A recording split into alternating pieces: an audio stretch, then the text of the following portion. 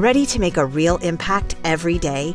Join the Active Day Home Care team and help clients maintain their independence in the comfort of their own homes. Make a difference in someone's life as you provide essential daily assistance and protect their health and happiness. Earn up to $20 an hour and enjoy additional perks like optional daily pay, 401k, paid time off, ongoing educational training, and more. Join a team that values care, compassion, and your professional growth. Visit activeday.com to apply.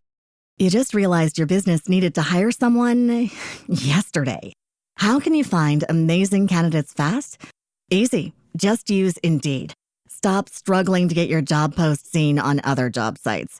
With Indeed sponsored jobs, your post jumps to the top of the page for your relevant candidates, so you can reach the people you want faster.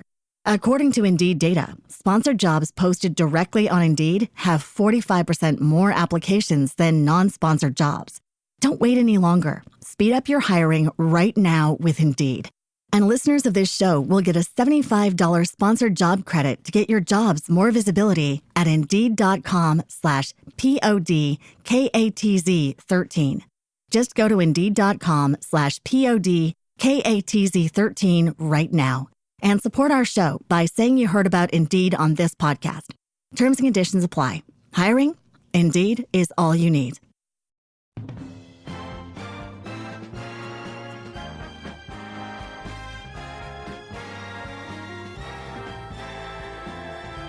Now, the greatest radio shows of all time.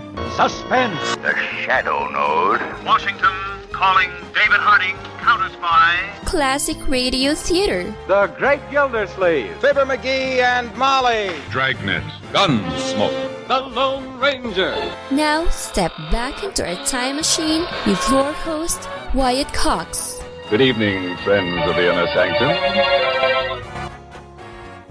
Okay, we're going to have drama on this Wednesday. Frank Graham, Frank Nelson as Jeff Regan Investigator, Edward Arnold as Mr. President, The Whistler, all coming from Sunday, June 25th, 1950. And an episode I Was a Communist for the FBI from 1952, A Riot Made to Order, and an episode of Blum and Abner from 1942. That's all coming up on this Wednesday. This is the 25th day of June, 176th day of the year, 189 days left in 2025. Virginia became the 10th state to ratify the Constitution on this date in 1788. The Battle of the Little Bighorn, the death of Major General George Armstrong Custer on this date in 1876. In 1940, France formally surrendered to Nazi Germany, and in 1947, the Diary of Anne Frank published. Long-Haired Hare released in theaters on this date in 1949, starring Bugs Bunny and Giovanni Jones. The beginning of the Korean War with the invasion of the South by the North on this date in 1950. Brigadier General Carlos Romulo of the Philippines, the president of the UN General Assembly, condemned the action the next day. A breach of the peace was committed in Korea. The Security Council lost no time in pronouncing judgment, ordering a ceasefire, and demanding that the offenders withdraw. Philippine Brigadier General Carlos Romulo on this date in 1950 about the Korean War beginning. Senate Select Committee on Presidential Campaign Activities on this date in 1973, looking onto the Watergate affair, interviewed the president's former counsel, John Dean. I gave considerable thought to how I would present this situation to the president and try to make as dramatic a presentation as I could to tell him how serious I thought the situation was that the cover-up continue. I began by telling the president that there was a cancer growing on the presidency, and that if the cancer was not removed, the president himself would be killed by it. I also told him that it was important that this cancer be removed immediately because it was growing more deadly every day. Dean testified that President Nixon personally involved in the cover-up of the break-in of Democrat campaign headquarters at the Watergate Hotel. 1975, Prime Minister Indira Gandhi declared an emergency in India, suspending civil liberties and elections. In 1981, Microsoft restructured to become an incorporated business in its home state of Washington. In 1981. In 1982, President Reagan's Secretary of State, Al Haig, resigned. In recent months, it has become clear to me that the foreign policy on which we embarked together was shifting from that careful course which we laid out. Under these circumstances, I feel it necessary to request that you accept my resignation. In his remarks, Haig referred to growing differences over foreign policy in general and the Middle East in particular. President Reagan accepted Alexander Haig's resignation and nominated George Shultz to succeed him. 25 years after he was supposed to have graduated from high school, Billy Joel received his diploma on this date in 1992 at Hicksville High School on Long Island. Mom, don't worry, because now I'm going to finally pull myself out of this dead-end job I have. Start working on a career with a real future. Now, at the time, the 43-year-old singer-songwriter didn't graduate with his class in 1967 because, as the school's principal, Richard Hogan, explained, he was missing one credit in English. He was working as a musician, overslept, missing an English test. In 1996, the Khobar Towers bombing left 19 U.S. servicemen dead in Saudi Arabia. An unmanned Progress spacecraft collided with the Russian space station Mir on this date in 1997, and the Supreme Court decided on this date in 1998 in Clinton versus the City of New York, the Line Item Veto Act of 1996 was unconstitutional. Now, what that meant is, you couldn't approve a bill that says, yeah, except I don't like this item. I like the rest of it, but not this one. And that was kicked back to Congress. And they've never been able to resolve it ever since. Was on this date 26 years ago today, the final episode of the 35-year-old daytime drama Another World aired on NBC. Released on this date in 2004, Michael Moore's controversial Bush-bashing film Fahrenheit 9/11. With everything going wrong, he did what any of us would do. He went on vacation.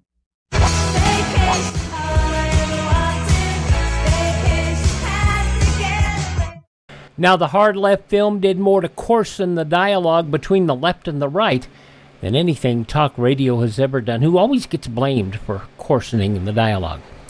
It was on this date in 2022, 3 years ago today, President Biden signed the most sweeping gun violence bill in decades. It was an unlikely bipartisan compromise brought on by a recent series of mass shootings, including the massacre of 19 students and 2 teachers at a Texas elementary school. I've been at this work for a long, long time, and I know how hard it is, and I know what it takes to get it done. I was there 30 years ago, the last time this nation passed meaningful gun safety laws, and I'm here today for the most significant law to be passed since then. Now, I know some people will get upset by my saying this, but and I agree that there were issues with some people having guns that shouldn't have guns, but can I point something out? They try to use the Uvalde, Texas elementary school shooting as an example of a problem of guns getting in the wrong people's hands. Can I point out that the police chief in Uvalde did nothing to prevent it? They stayed outside. They did nothing to try to save the children. They and subsequent investigations and the admission of the former chief himself, who resigned over the whole thing, that had a lot to do with it. But they got their point. They got their gun ban on this date back 3 years ago today. Passing away on this date in history, Michael Jackson. We will always, always remember him. He is phenomenal. He will forever be phenomenal, and he will be the legacy like Elvis. She wasn't wrong. Michael Jackson passing away 16 years ago today. Also passing away on this date, the Queen Consort of Louis XII of France, Mary Tudor. Also songwriter Johnny Mercer. Supreme Court Chief Justice Warren Burger. French explorer Jacques Cousteau. Also politician Lester Maddox. Farrah Fawcett passing away on this date as well, on the same date that Michael Jackson passed away. Also, actor Patrick McNee best remembered for his role in the British-produced The Avengers. Had nothing to do with the Marvel Cinematic Universe. It was a different kind of show. And Roman Reigns' father, a member of the very, very well-renowned Wild Samoans pro wrestling tag team back in the 70s and 80s, Siki Anoa, passing away a year ago today. Now, birthdays today include George Orwell, the writer. Also, Harold Melvin of Harold Melvin and the Blue Notes. Celebrity chef Anthony Bourdain, a very troubled man who did some wonderful, wonderful work on television. And British singer George Michael, all born, I should say, on this date in history. Hi, this is Jeff Foxworthy. It is now time for the birthday announcements. The following people are now officially older than dirt. We've given all the attention to Dick Van Dyke and Betty White and all these other celebrities as they approach the century mark. Do you know who we've forgotten? One of America's early TV moms. From Lassie and Lost in Space, June Lockhart turns 100 years old today. The R&B singer that did the song long before Blondie did Knock on Wood, Eddie Floyd, 88 years old today. Carly Simon, 82 today. Such wonderful music. He's best known for his role on Good Times as JJ.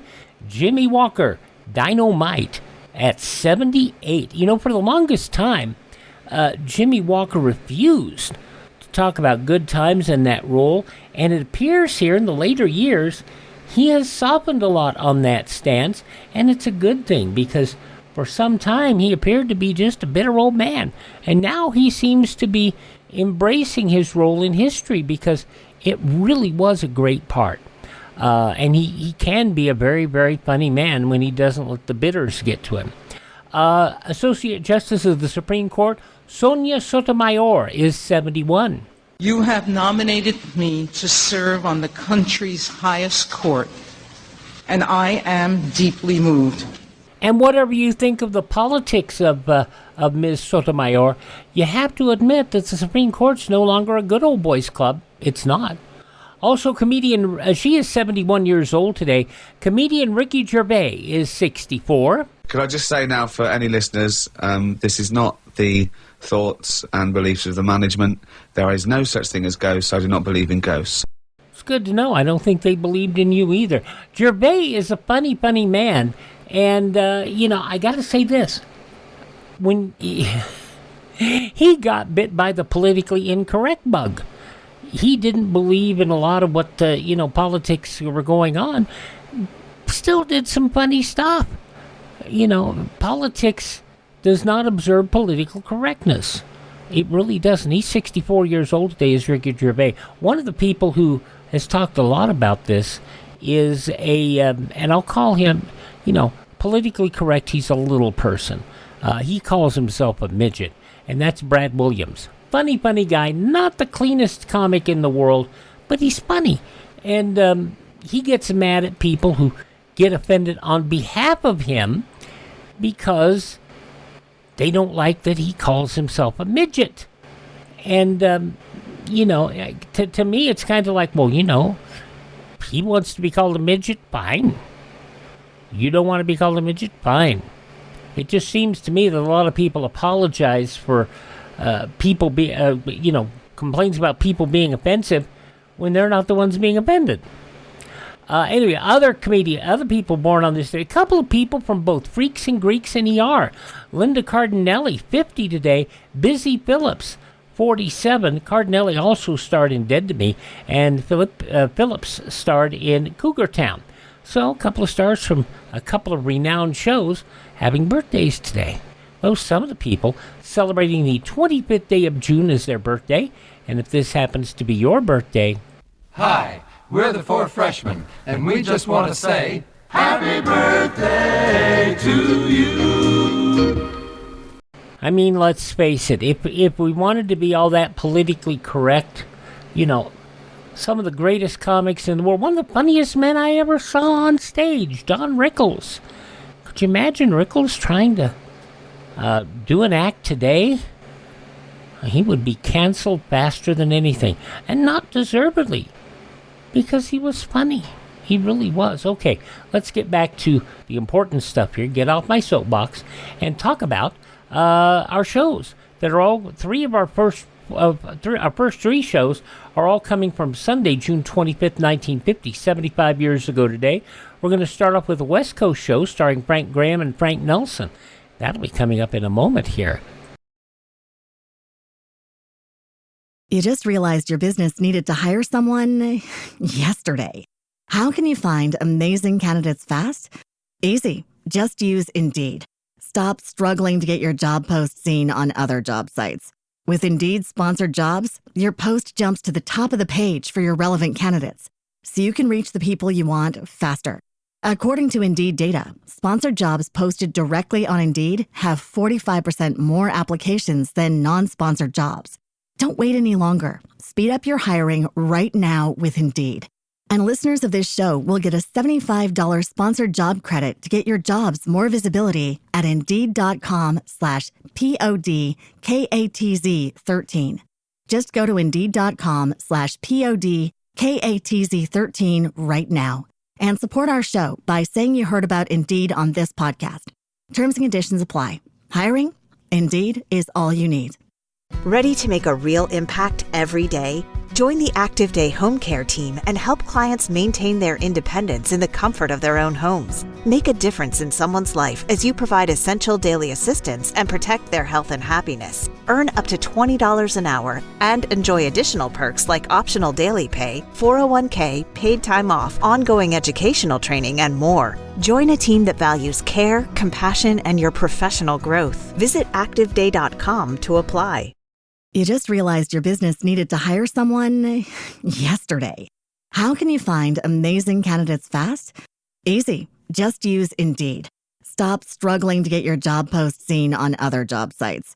With Indeed sponsored jobs, your post jumps to the top of the page for your relevant candidates, so you can reach the people you want faster. According to Indeed data, sponsored jobs posted directly on Indeed have 45% more applications than non-sponsored jobs. Don't wait any longer. Speed up your hiring right now with Indeed. And listeners of this show will get a $75 sponsored job credit to get your jobs more visibility at Indeed.com/PODKATZ13. Just go to Indeed.com/PODKATZ13 right now and support our show by saying you heard about Indeed on this podcast. Terms and conditions apply. Hiring? Indeed is all you need. Driving tonight? Then remember this. Most highway deaths are caused by two temptations, to cut out of line and to go too fast. Crossing the center line of the road is more dangerous than you realize. Statistics prove it. Excessive speed is just as dangerous as officials say. You can predict your own impulses, but you can never predict the other drivers when driving tonight. Drive cautiously, please. Be careful. That's the most important thing about driving. And most importantly, don't drink and drive. You might spill some. No, don't drink and drive. That's a bad thing. Okay, we get started with our shows from Sunday, June 25th, 1950, 75 years ago today. And we get started with Frank Graham and Frank Nelson, an episode of Jeff Regan Investigator, No Sad Clowns for Me.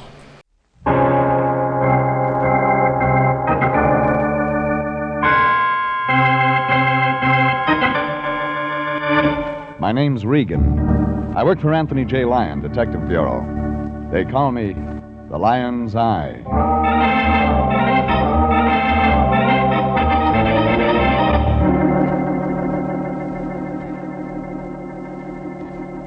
Sunday at 8:30, and CBS brings you Jeff Regan Investigator, starring Frank Graham as Regan, with Frank Nelson as Anthony J. Lyon. So stand by for mystery and suspense and adventure in tonight's transcribed story, No Sad Clowns for Me.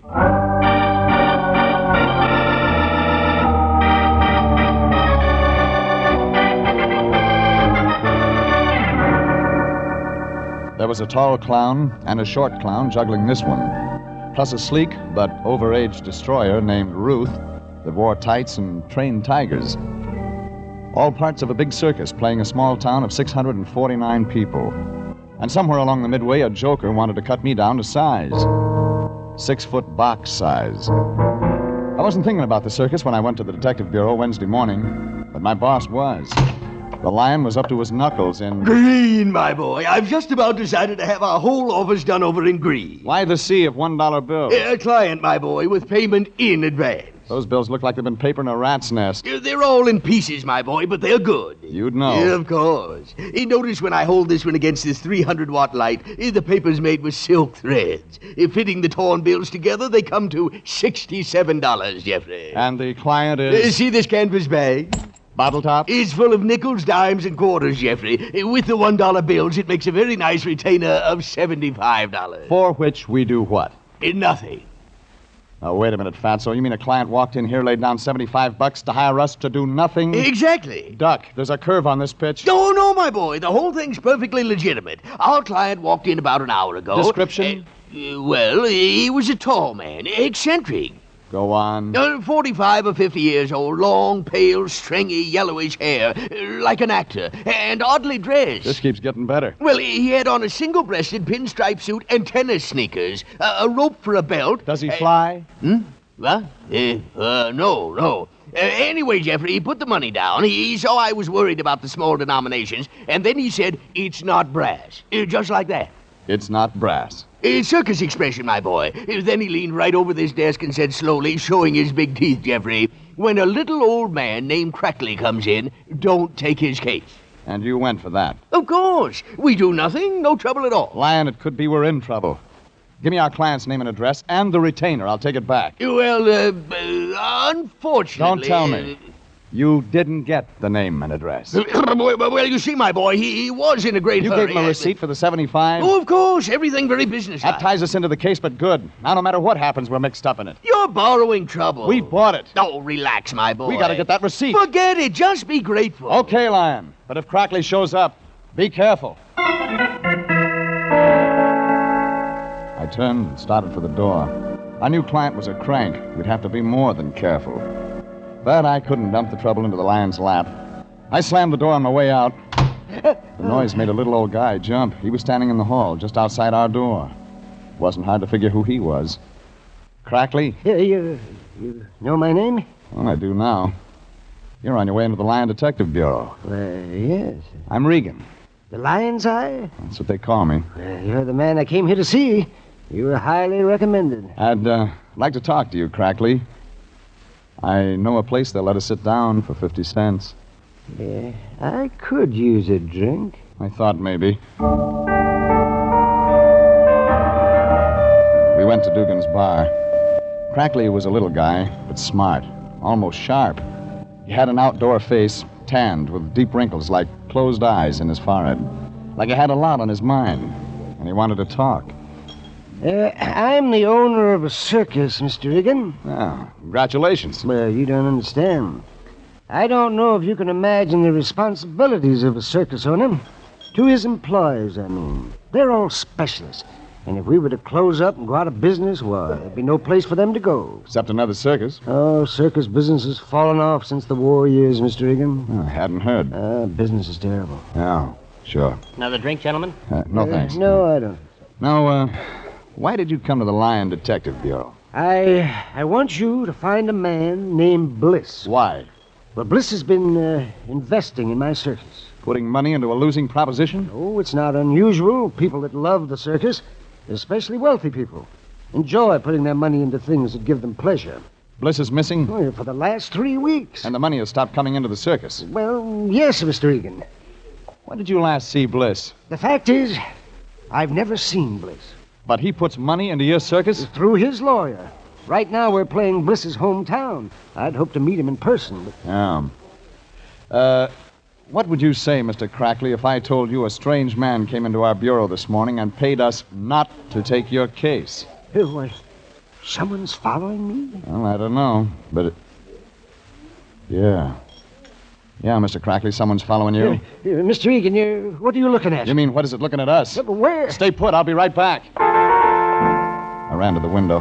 The face that had been peering in at us whipped out of sight. A couple of winos in Dugan's door cost me 2 or 3 seconds getting out, and that was enough. When I got to the street, it was empty. The man with the long, stringy, yellowish hair who'd been watching us was gone. I went back into the bar. That's when I got a second surprise. Crackley was gone, too. A quick call to Billboard gave me what I needed. The Crackley Great Combined Circus was playing a town of 650 people. A place called Crossroads in the foothills, about a 2-hour drive from L.A. The crank with the yellow hair on the rope belt was somehow tied up with that Crackley circus. Yellow Hair had the Lion's signed receipt. I had to get it back. So I got into my car and headed for Crossroads. And when I got there, funny thing, the town was deserted. But the circus midway was jammed. It looked like Crossroads' whole 649 population was at that circus. Hot dogs, hot puppies, they're delicious, they're nutritious. Step up and get one. How much? Eh? A hot dog, how much? Oh, yeah, hot dog. Hey, you mean you're going to buy one? Why not? Nobody buys nothing in this cheap burg. Business looks pretty good to me. Everybody in town here at the circus. Don't cost them nothing. Oh, no? Old Crackley's putting on a show for nothing. Making it look good for Bliss, his silent partner. The show's papered then. Annie Oakley's for free, huh? Say, you Bliss? And if I am? I ain't said nothing. Yeah. How much for the hot dog? 2 bits. I paid for the hot dog, walked along the midway asking questions wherever I could get an answer. It was like the dog peddler had said. Crackley had papered the house, bought tickets for everyone in town to guarantee business. We weren't supposed to take the case, but the situation was interesting, and I got to wondering about Bliss, how he fitted in. But then I remembered I was here to get our receipt back, so I bypassed the midway, walked around to the performers' tents. No gaudy signs here, no freak shows, palmists or ballet. And I found a woman. Or rather, she found me. Regan? Nice to be known. This is my tent, Mr. Regan. Please come in. She was tall, slim. You could spend time watching her. Young, but not too young. Her hair was long and black, almost to the roots. Her face was firm, beautiful, but her eyes had already been there and back. Then we were in her tent, nobody around except the tigers just outside. And she got nearer, and I could see more. Regan. Nice tent. I got a message. Uh-huh. Go home. That's your message? Go back to L.A., Crackley says. You a friend of Crackley's? He saw you on the midway. He said, that's Regan. That's the Lion's Eye from L.A. that ought to go home. You sure it wasn't Bliss? You know Bliss? Oh, yeah, a very close personal friend of mine. You're clever, Regan. It's my business. Make sure your business doesn't get you into trouble. Hey, that tiger's close. Yeah, I work the big cats. They hate me and I hate them. I like them kept near me. Gives me a chance to whip them through the bars whenever I'm feeling blue. Lady. Yeah? What's your name? I got a surprise for you, Mr. Regan. I've had lots today. My name's Crackley. You're married to old Crackley, the circus owner? I married his son, Mr. Regan. His son? Yeah, George Crackley. The little runt that's standing in back of you. I turned. George was there, all right. And he was little, maybe 4 feet 10 inches tall, wearing a clown suit. His face was in queer makeup, chalk white, bruised blue. He was supposed to look like a sad clown. And he was. What are you doing around here? Looking for a man. She look like a man? No. You're after my wife, too. You were standing real close. Guys fall in love with me, Regan. My husband's a poor sport about it. Oh, make sure you don't wake up dead, mister. Make sure you don't get dropped on. I'll be real careful. George, if you don't get out of here... Ruth, don't you think it's time you were getting into your costume? The walk-around will begin in 4 or 5 minutes. A tall clown filled the opening to the tent. When he spoke, Ruth began fumbling with the costume. Little George looked like he was going to cry, then walked out of the tent without a word. Ruth followed him. And I was left alone with a tall clown in makeup, with a red watermelon mouth and cold blue eyes. I hated to interrupt, Mr. Regan, but Ruth must dress for the walk-around, as we of the circus call our opening parade. You seem to have an effect on George, too. Oh, George and I are partners. He's the sad, bruised clown, and I am the cruel clown. I frighten him, maul him, beat and bruise him with various objects. It amuses people. Naturally. We're all sadists at heart. Maybe you can help me. I'll try. I'm looking for a tall, eccentric man. Wears tennis shoes. Rope for a belt. Has long, stringy, yellowish hair, you know him? I said, do you know him? Of course. That would be Mr. Bliss. Where can I find him? As a matter of fact, Mr. Regan, I have a message from Mr. Bliss. He wants to see you. Oh? Who will I say sent me? Just the cruel clown. He'll know who you mean. Where do I meet Bliss? At his home. I'll tell you how to get there. He did. I got into my car and started the drive to his shack. I'd meet him on his own terms at his place.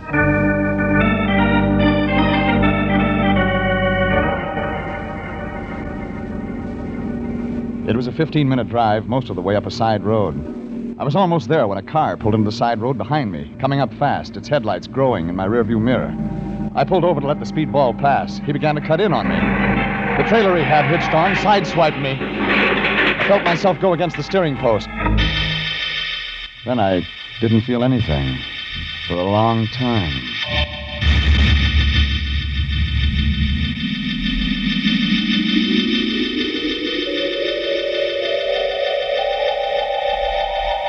I'd been thrown clear of my car. When I came to, there was a huge man standing over me, black in the moonlight. My gun was gone. My hand caught at a club, and then I saw it wasn't a club, but a small, very small chair arm. Must have fallen from the trailer. The trailer was gone. The man started moving in. Well, sweetheart. Stand back. Coming to, sweetheart? Get back. I got your gun, baby. I'm Logan, chief of police at Crossroads. Maybe I ought to take you into custody for reckless driving. Logan, I'm a private detective from Los Angeles. Well, why don't you get up from the ground and tell me about it? Here. Yeah, thanks. Somebody ran me off the road on purpose. And I think I know who. That's so, sweetheart? That's not all. There's something phony about that circus play in your town. Ain't no circus around here. You're real funny. Fact is, I'll make you a bet, baby. You can't show me no circus around these parts. You seem sure of that. Give you 20 to 1. Let's go take a look. All right. We drove in his car to the circus lot. And when we got there, we saw the lot was full of color. All of it moonlight. Vacant. Not a candy wrapper. The crackly great combined circus was gone. As though it had never existed.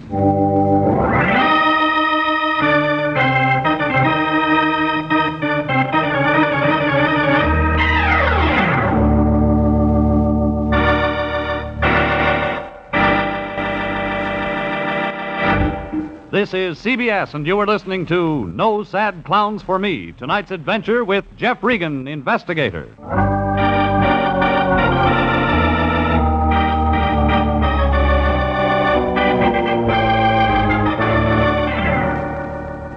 It started bad, and it got worse. The lion had us balled up in it like a cat in a fish line before I even heard of the case. Then I took over. I did fine. Trying to get our receipt for $75 back, I got myself run off the road near the town of Crossroads, got my car smashed up. Then the chief of police told me that the crackly great combined circus where I'd spent an hour wasn't there. And it wasn't. The chief of police thought this was real funny. Where'd the circus go, sweetheart? L.A., probably. You're kind of slick. Couldn't have been gone more than an hour. Look at those filled-in post holes. You're a real bright fella. And I know why it left in such a hurry. Oh, you city fellas are real sharp-like. The circus left because of a guy named Bliss. What do you know about Bliss? Bliss was putting money into a circus, not taking any out. Keep talking. Bliss gets tired of this, slaps an attachment on the circus. Crackly pulled the show out before it could be served. Yeah, you're real smart. You'd better come along with me, sweetheart. We better have a little, talkie. It hit the bullseye, and I got more than I bargained for. It seems Bliss had no friends, except Logan, who, being the local legal eagle, was also appointed by Bliss as his lawyer, having full power of attorney. Now Logan was ready to talk. Bliss, now, he ain't no dummy. He was in the circus himself years ago, before he got wise and made a lot of dough in plumbing fixtures. Ain't no money in show business, sweetheart. They tell me. Now, Bliss, he ain't old, but he's kind of funny. All of a sudden, he wants to... Invest in a circus. His old love. But he also wants to make some money out of it. Oh, Bliss, he likes money. Yeah, he married a circus gal years ago. Left her because she was draining away his salary. How much money did Bliss put into the Crackley Circus? Well, baby, Bliss bought in deep enough to own, 49% of the show. Bliss isn't getting any money out of his investment, so he slaps an attachment on the show. Crackley gets wind of it, pulls the show out. You were right up to there, sweetheart. Talk, Logan. I got a note from Bliss just this afternoon. Told me to lift the attachment order. It was a real happy note. Where's Bliss now? Honest, baby, I don't know. He's queer. He's just gone. Bliss skipped out on his wife. That can't be his real name. No, I can't tell you much.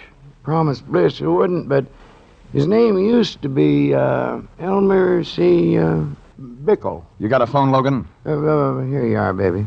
But get the charges. I was getting an idea. Another reason for the show's moving. One thing was sure. Bliss was in it up to his ears. It was 2 a.m. now, and I got the Lion at home.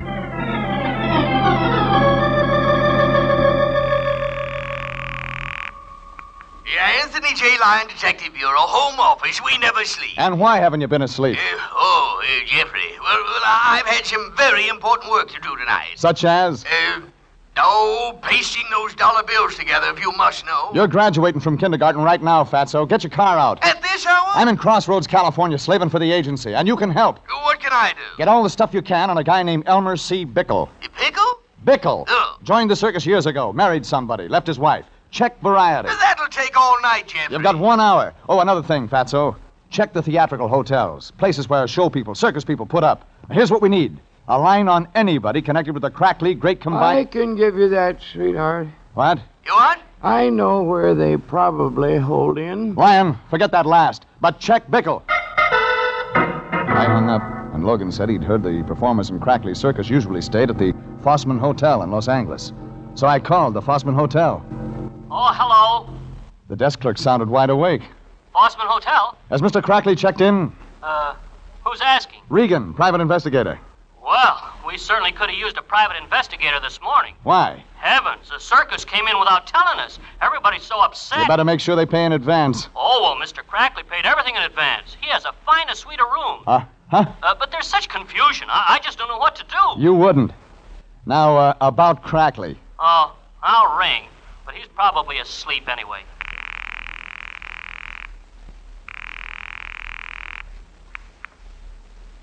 Hello? Crackley, this is Jeff Regan. Oh, Regan. Why did you run away? I don't know. We had to leave because we were so low on funds that the sheriff's office is going to attach the show. We heard of the order and left town to leave their jurisdiction. Yeah, sure. Well, your worries are over, Crackley. I've found Bliss for you. Bickle, too. Oh, no, it's impossible. Well, I mean... Yeah, I know what you mean. It hit me. The circus was making money. Crackley had paid his hotel bill in advance. Fine suite of rooms. Why, he'd probably been keeping a double set of books cheating Bliss. I got Logan, got in his car, and drove back to the deserted circus lot. We drove fast. The circus had pulled out in the middle of the night for another reason. And I knew now we'd better look for that reason. The lot was deserted. Low, cold mist over the ground. Gray morning. A small animal moved through the mist like a creature from another world. A small dog. He'd found what we couldn't see. He had something in his mouth. A cap with a red pom-pom on its pointed end. A clown's cap, stained with blood.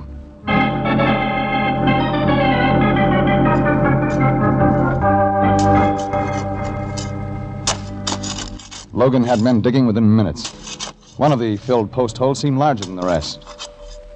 This was it. We found him, Mr. Regan. Yeah. Let me see his face. Yeah. Kinda muddy. Still in makeup. Tall, cruel clown.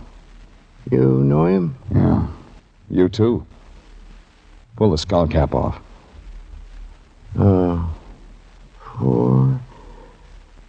Mr. Bickle, alias Bliss. Long, stringy, yellowish hair like an actor. Only he isn't playing at being dead.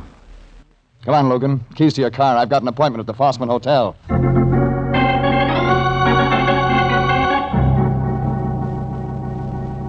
I took Logan's car, made the 2-hour trip back to L.A.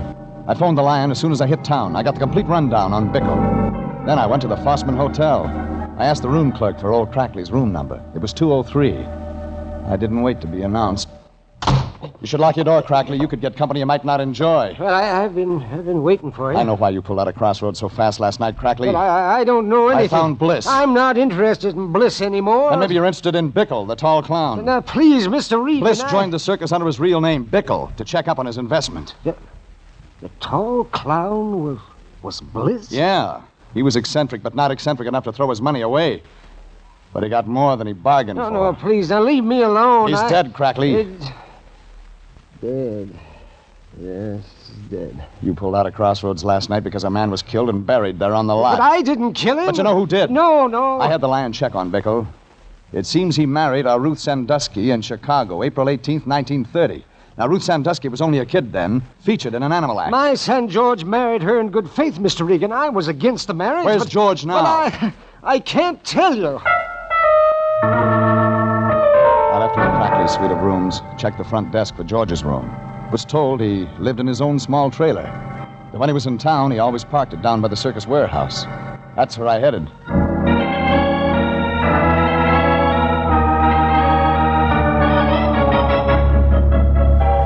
The circus warehouse was down by the tracks. It was a raw wood building that had fallen in on its bones. Most of the circus trucks had unloaded. Things were pretty quiet. I got out of the car, walked around. The rear of the warehouse was parked a small trailer, beat up. The one that had forced me off the highway near Crossroads. Inside, I found Ruth. Ruth Sandusky. Regan. Married Elmer C. Bickle in Chicago, April 18th, 1930. You're a real bright eye. You kind of like being married, don't you, Ruth? So much you get married twice.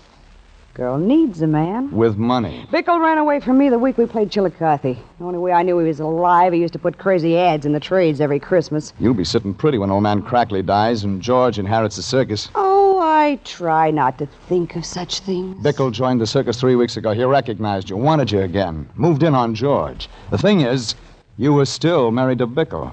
You'd kind of overlooked getting a divorce, which meant you weren't legally married to George, meaning you had no future claim on the circus. You won't tell George. I'll make it worth your while, Mr. Regan. Trouble is, lady, George saw Bickle, the new clown, moving in on him. And easily, too. You were afraid to hold Bickle off, afraid he might yell bigamy. Real cozy for you, Ruth. Both husbands, clowns in the same act. You better stop talking, Mr. Regan. George had to move out of your tent, sleep in his trailer. He was crazy jealous. That's why he tried to finish me by driving me off the road. He thought I was moving in, too. Stop it while you still got the chance. Bickle said, come back to me or I yelled bigamy, and you killed him. Stop it! Only one thing, lady. You didn't know that Bickle and Bliss were the same man. Bliss? Yeah, the angel. The guy that was pouring all that money into the circus. Bickle was Bliss. I'm still married to him, legally. That's almost right. Yeah. Yes, it was bigamy.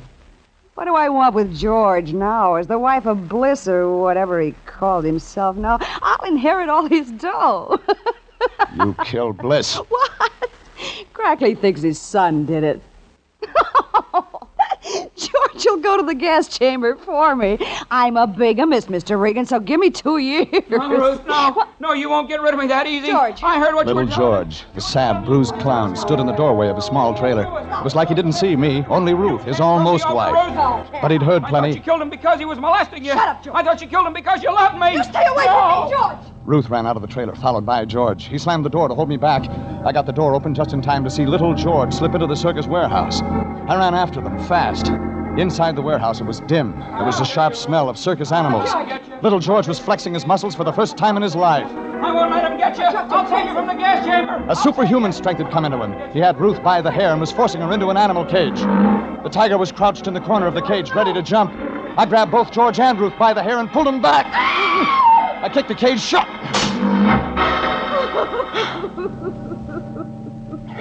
Why didn't you let me finish? Sorry, George. The state will want witnesses when Ruth finishes her act. In the gas chamber.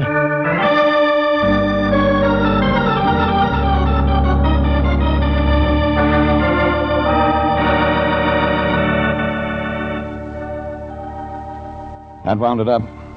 I called Sanducci of homicide. When they came to take Ruth away, I saw little George, the fall guy, standing near his trailer, all alone. 2 hours later, I checked in with the Lion at the office. We're in the money. We're in the money. Still at the paste pot, Lion? Oh, yes, my boy. I've just finished pasting the last bill together. The silk threads match perfectly. Nice, neat job. Oh, Jeffrey, you just don't know how hard I work for our future. Uh-huh. Bank should take these all right. Now, I slaved all night, my boy. The only thing, money doesn't belong to us. Yeah, I think I'll just press the bill so the bank will be sure. What? Money isn't ours. But be... Hey, what do you mean? I got a call from Logan. Says he found your receipt in the Bliss shack. I had to tell him we got the $75 to keep us from taking the case. Oh. So the Bliss estate demands its money back. It's all your fault, Jeffrey. Yeah, I guess maybe. If you hadn't opened your mouth... I guess I'll just have to keep this 100. Yeah. What's that you have? $100 bill. Got 2 more, just like it. Jeffrey. But who... Old Crackley gave it to me. Well... He thought his son George had killed Bickle. When we proved it was Ruth, he gave it. Oh, how could I have ever doubted you, Jeffrey? Another thing, Lion. Yes? Meant to tell you, those bills you pasted together? Oh, I worked so hard over them. Well, the bank would have fitted the bills together for you. Yes. Oh, no!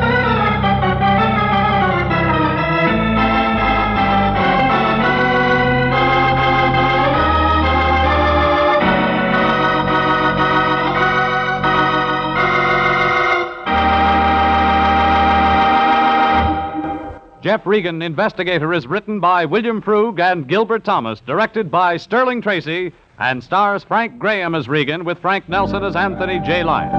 Original music is by Dick Arant.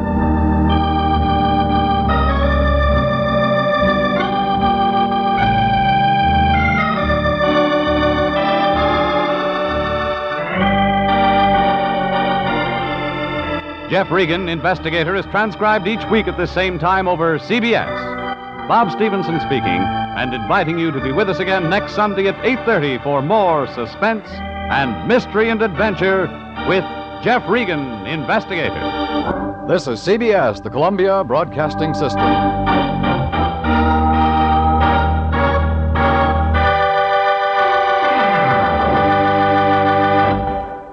A West Coast program, Jeff Regan Investigator.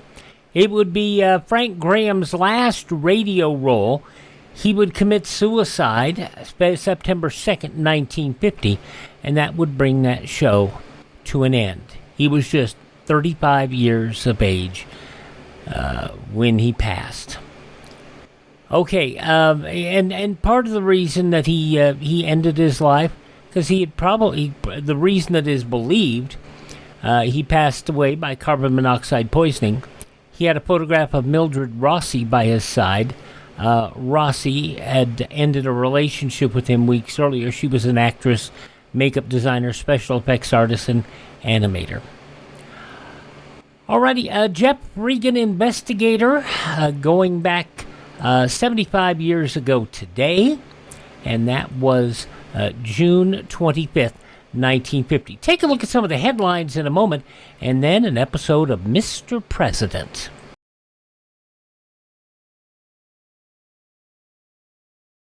Daily, the broadcasts of Radio Free Europe and Radio Free Asia strike through the Iron Curtain, bringing the truth about the free world to the captive peoples behind it. Help send a message by giving to the 1952 Crusade for Freedom. We're looking at a date, June 25th, 1950, 75 years ago today. We're going to have two West Coast shows this time around, both on Sunday, which is what that day was. We heard Jeff Regan Investigator. We'll hear The Whistler in a little bit. And between the two West Coast shows, we'll go to ABC for Edward Arnold in a unique program, Mr. President. But first, here are some of the headlines from that date 75 years ago today.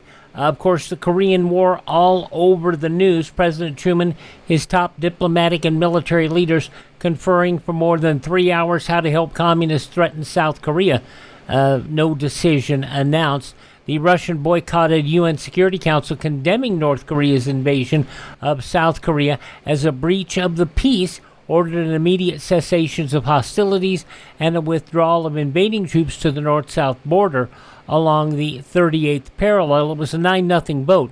Yugoslavia abstained. General MacArthur started shipping military supplies by plane to the embattled South Korean forces. U.S. military transports flying the supplies from Japan, presumably taking off from southern Japanese airfields. John M. Hightower, writing for the Associated Press, reports American officials regard the communists attacking Korea as the first clear-cut military probing operation undertaken by the Reds to test the resistance of the non-communist world. In other news, René Pleven, defense ministry in the retiring Baydal French government, became the most discussed candidate yesterday to lead a new cabinet.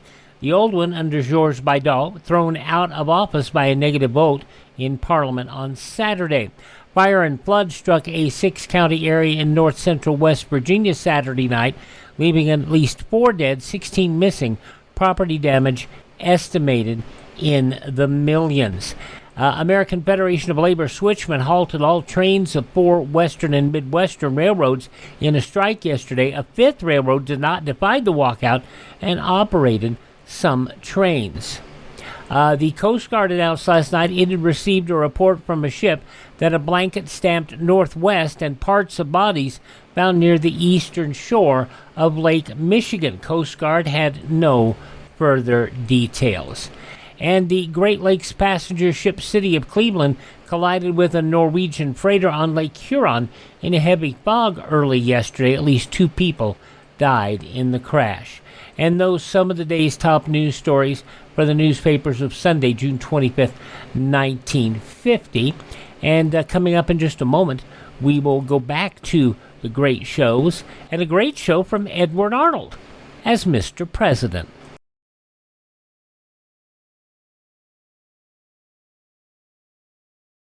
Do you know how old the school building in your community is? If it's over 25 years old, the chances are that it's woefully inadequate.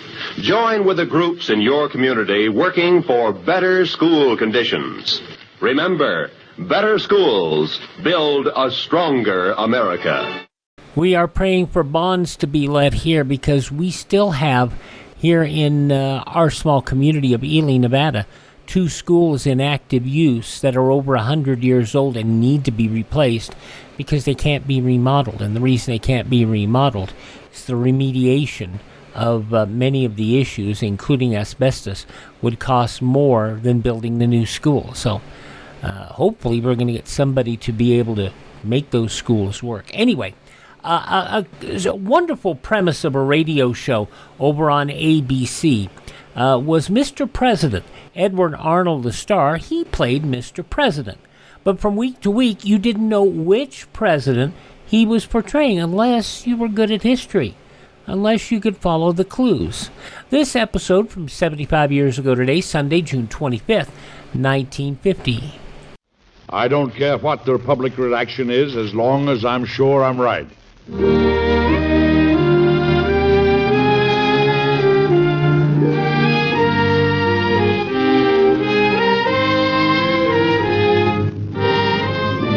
Mr. President, starring Edward Arnold, and written by Gene Holloway.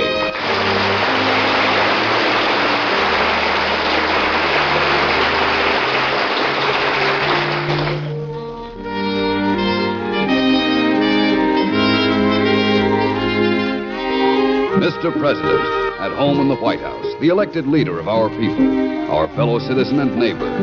These are little-known stories of the men who've lived in the White House, dramatic, exciting events in their lives that you and I so rarely hear. True human stories of Mr. President.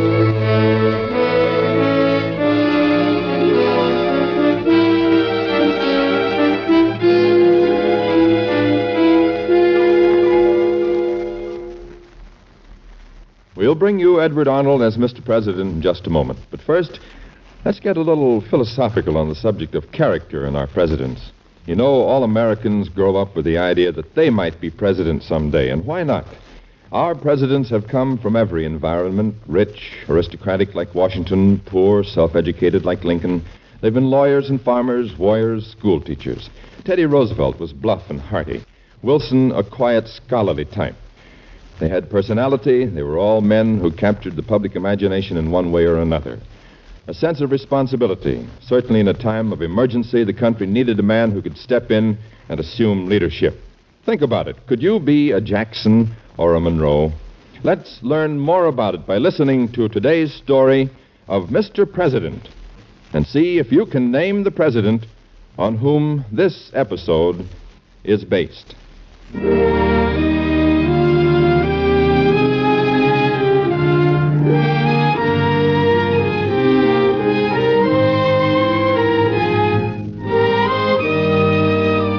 President was a man of peace, a man of gentleness and nobility of spirit, desiring only that he should help secure the doctrines of our fathers for the generations to follow. The thought of war was abhorrent to him, and yet he had been forced to declare war. But now the war had been won, and the problems that follow war remained to be faced. Mr. President, as you know, I have no right to be here, and no one must ever know that I have been here. I understand. With your permission, I am not even going to tell you my name. As a matter of fact, my name is not important. Let me be one Spanish voice speaking for other Spaniards who do not believe in the policy the homeland has adopted in Cuba and the Philippines. Well, if there are others who believe as you do, why don't you contact your own government? Oh, Mr. President, in my country, one does not contact the government about its injustices. We have seen what happens to those who do. You are living in a democracy. You have perhaps forgotten, or perhaps you do not know what it can be to live in a monarchy. But the people dictate the policies of the government. They can even in a monarchy. It is hard to shout above a firing squad, Mr. President. You're quite right. You're quite right. It is hard. I'm afraid I am more idealistic than practical. Tell me, what do you think I can do about your government? There is nothing you can do about the government at home, but there is a great deal you can do about the Philippines. What do you mean? May I ask what you intend to do about them? You are asking me a question that has to do with very important state matters. You have no credentials. You have absolutely no right to ask us such a question. No, I have not, but let me tell you why I ask it. I spent many years in the Philippines. I grew to know the people and to love them. I married there. I saw what happened under the Spanish domination. I believe there is only one hope for the Philippines, and that is if they are taken over by the United States. Taken over by the United States? Mr. President, you know the riches of the islands. They are considered a great prize. The Filipinos must not be in the hands of people who will exploit them. There are about 25 tribes of people. Those tribes are of three races: the Negrito, the Indonesian, and the Malayan. Some warlike because they have been ill-used, but most of them are peaceful, gentle people. They need guidance and help. In this country, you know what it is to be free. I beg of you, help those people to know what it is too. Are you asking then that the United States ask for freedom for the Philippines? No, people must be educated for freedom. If you give it to them without any preparation, they will not know how to handle it. The tribes must be brought together. They must become a nation. That will not be an easy thing to accomplish. They can do. They will do it themselves with guidance and help. But if you let Spain maintain her authority over them, they will never survive. If the freedom and liberty of mankind is as sacred in America as Americans say it is, then only from this country is there hope for the people in the Philippines. I have a meeting this evening to discuss the terms of the peace treaty. I will think over what you have said most carefully. And since you seem most sincere and honest, I will tell you quite frankly and confidentially that we intend to relinquish all of the Philippine Islands to Spain except sufficient ground for a naval station. Oh, Mr. President, I beg of you, reconsider. I believe there is no chance of survival for the people of the islands except in the hands of the United States. I will think this all over most carefully. That is the most I can promise you. It is all that I ask. Goodbye, Mr. President. I do not suppose that we will ever meet again, but I will not forget that you were kind enough to listen. And somehow I am confident that you will help. May I not talk with you again? No, I'm sailing for the islands tomorrow.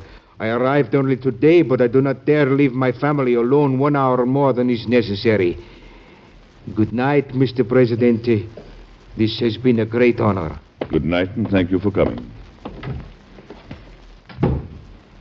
Mr. President, Secretary Hay is in the study waiting to see you. Oh, my dear, how nice it is to see you downstairs. Are you feeling better? Much better, thank you, dear. I'm going to have dinner down here with you. Oh, that's splendid, splendid. Well, I'll go in and see Secretary Hay. I have a lot of things to talk over with him.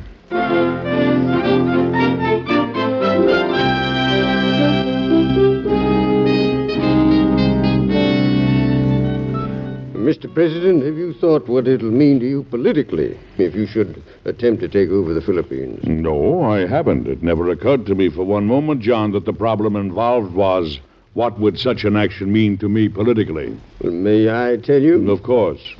There are many people who will say that your course is contrary to everything America stands for, that you are reversing the accepted policy of our country that has been the measuring rod since the beginning of our history.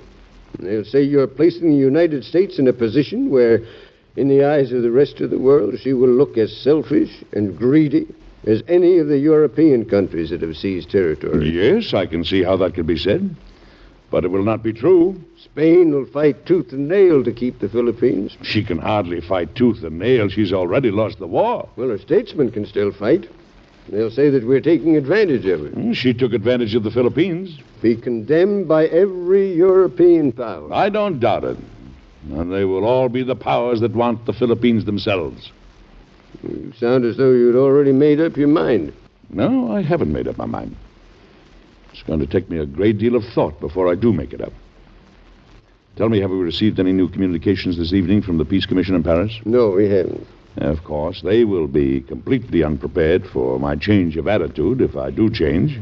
Mr. President, as your Secretary of State, let me urge you to think of the possible results at home and abroad of a move like this.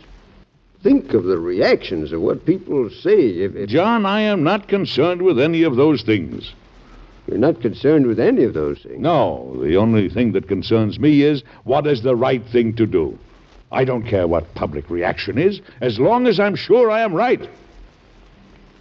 That's my whole problem, John. What is the right thing? What is the right thing?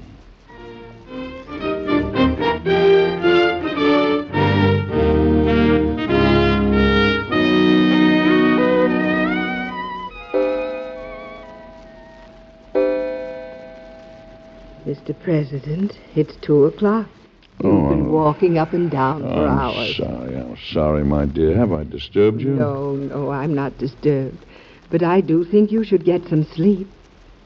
If I could only make up my mind. You will. My goodness, the way you've been walking up and down thinking, something must come of it.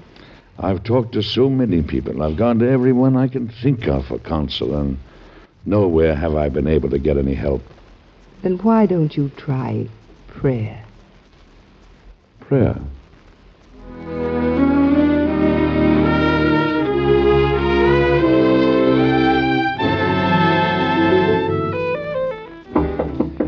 Yes? chief engineer of the War Department is here, Mr. President. Oh, well, send him right in, won't you? You can go in, sir. Good morning, Mr. President. Good morning. I understand that you are the man that makes the maps. Well, I order them made, Mr. President. I see. Then you're the man I want to see, all right. Do you see that map of the United States on the wall there? Yes, sir. Put the Philippine Islands on the map of the United States. What did you say, Mr. President? There they are, right there. That little dot, do you see them? Yes, sir, I see them all right. I want them put on the map of the United States because that's where they're going to be, and that's where they're going to stay as long as I am President of the United States. Mr.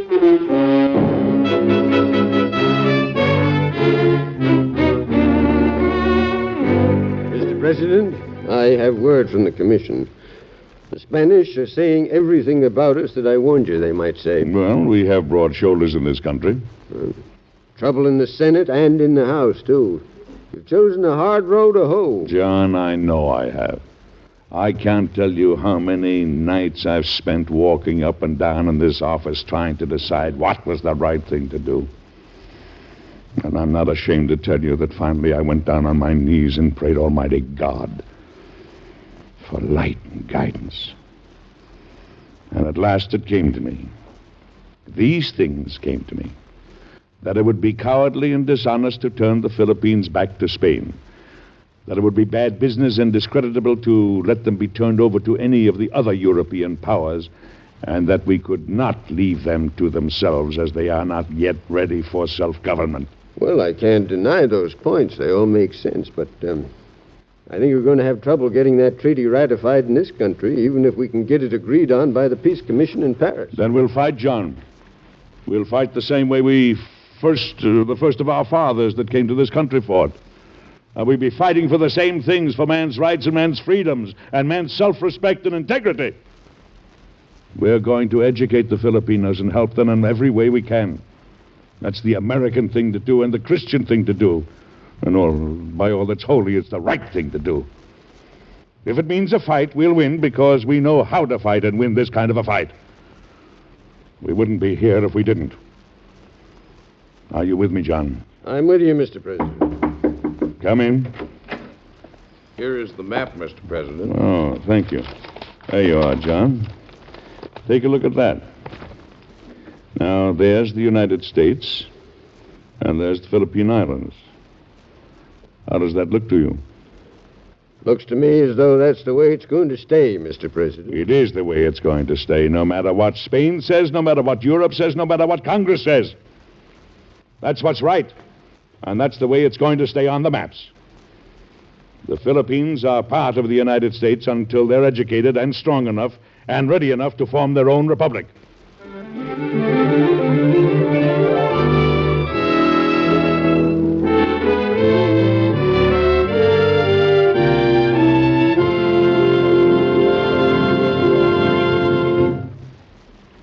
In just a moment, we'll come back to Edward Arnold and Mr. President. The better we produce, the better we live, has always been the basis of the American economic system, the reason our people have worked hard in their jobs and businesses. However, our economic system has been the subject of many attacks lately by other countries. Some people tend quickly to forget the vast benefits America's economic system has brought them. That's why each one of us should make it his duty to understand this system. Let's not be misled. Let's learn the truth about our economic system. You can write for a free booklet, The Miracle of America, which explains clearly and simply how, by working together, a still better living can be had for all. Address Box 10, Times Square Station, New York City, and ask for your copy. It's our job as Americans to know these facts. Now back to Edward Arnold and Mr. President.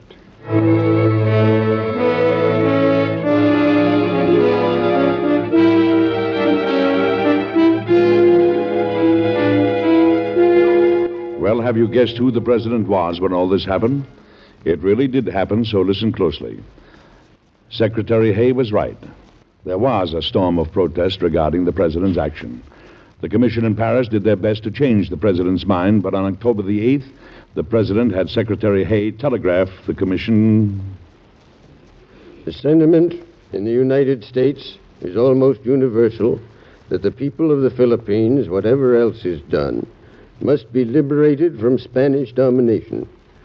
Consequently, grave as are the responsibilities and unforeseen as are the difficulties which are before us, the President can see but one plain path of duty: the acceptance of the islands. The President has given to the views of the commissioners the fullest consideration, and in reaching the conclusion above announced, he has been influenced by the single consideration of duty and humanity. You are therefore instructed to insist upon the cession of the whole of the Philippines, and if necessary, pay to Spain $10 million to $20 million. And so the treaty was made and came to the Senate for ratification. Some of the senators were in favor of it. The United States is a nation, and as such is entitled to possess the inherent sovereign power to acquire territory. And in the right to acquire is found the right to govern territory. Yes, some of the senators were in favor of the treaty and some were against it. Gentlemen of the Senate, one of the foundations of our government depends on the doctrine of government with the consent of the governed. To attempt to govern a people without their consent is contrary to the letter and the spirit of the Constitution and the Declaration of Independence. By day and by night, the arguments went on. We are not taking anything from the Philippines. We are going to see that they have the same rights to life, liberty, and the pursuit of happiness that we have ourselves. Gentlemen of the Senate, suppose we reject the treaty that will hand the islands back to Spain, and at the same time we repudiate the President and his action before the whole world. And the repudiation of the President in such a matter as this is, to my mind, brands us a people incapable of great affairs or of taking rank where we belong as one of the greatest of the great world powers. The President cannot be sent back across the Atlantic in the person of his commissioners, hat in hand, to say to Spain, I am here in obedience to the mandate of a minority of 1/3 of the Senate to tell you that we have been too victorious, and that you have yielded us too much, and that I'm very sorry I took the Philippines from you. I do not think that any American president would do that, or that any American would wish him to.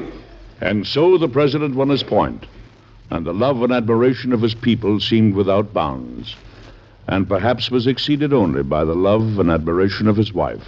I've been reading about things in the Philippines. They certainly seem to be accomplishing wonders in a very short time. Yes, yes. And one of the things I shall always be happy about is in being able to help the Philippine Islands on their way towards the future. It certainly was a hard fight, though. Do you remember the night that Spanish boy came and talked to you? I used to look at you in the days that followed and marvel at the way you were able to keep your temper. I didn't keep it. I lost it several times. I just didn't let anyone see me when I did. Do you know you're a very wonderful man, Mr. President? And do you know you're a prejudiced woman? But thank God you are. Well, come on now. The carriage is waiting, and we'll never get to Buffalo at this rate. It's hard to believe we're really going to have a holiday. Yeah, I want to recite my speech for the exposition to you on the journey. I want to be sure I'm saying everything I want to say. I want to make a good impression in Buffalo. You'll make a good impression, Mr. President. Buffalo will love you and remember you like every other city you've ever visited.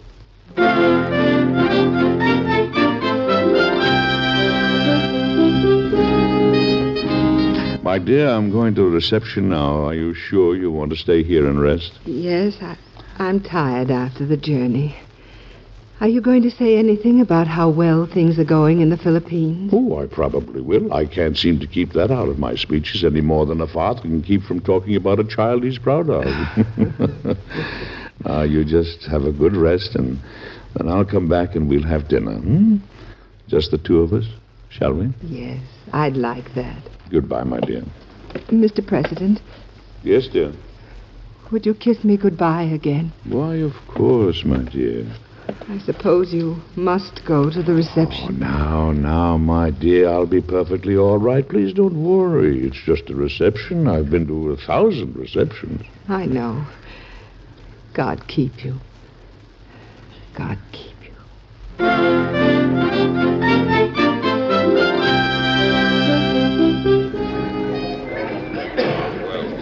Are you tired, Mr. President? No, not at all. Let the people continue to come. Well, you can't shake hands with everyone at the exposition, you know. Well, perhaps not, but at least everyone will know that I tried to shake hands with all of them. I wish I could shake hands with every man, woman, and child in the nation. Here comes the line again. Mr. President, I can't tell you how proud I am to shake your hand.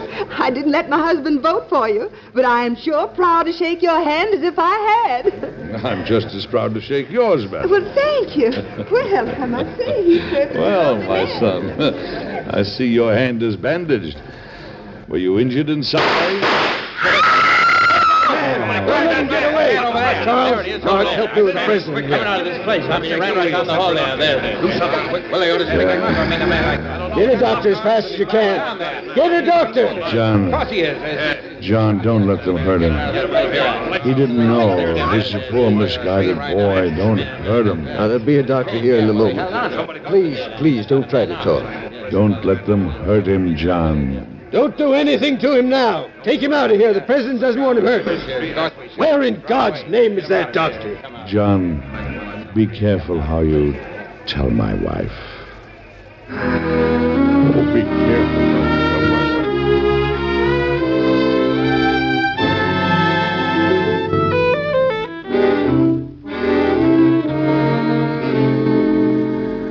Mr. President, can you hear me? Yes, I hear you. We're going to have to operate. I'm in your hands. My wife? She's here. Is she all right? Yes, she's all right. May I see her for just a moment before the operation? Well, speed is of the utmost importance, Mr. President. Just for a moment. Very well. Nurse, ask the president's wife to come in for a moment. I'll feel better about the operation then. Mr. President, how do you feel? Oh, not too badly. But I don't want you to worry. I'm not worrying. I have great faith in the doctors. You're in the best possible hands. You'll wait? I'll wait. We'll have to go ahead with the operation now. I'll be outside that door, my darling. However long it is, I'll be there. Our Father, which art in heaven, hallowed be thy name. Thy kingdom come. Thy will be done on earth as it is in heaven.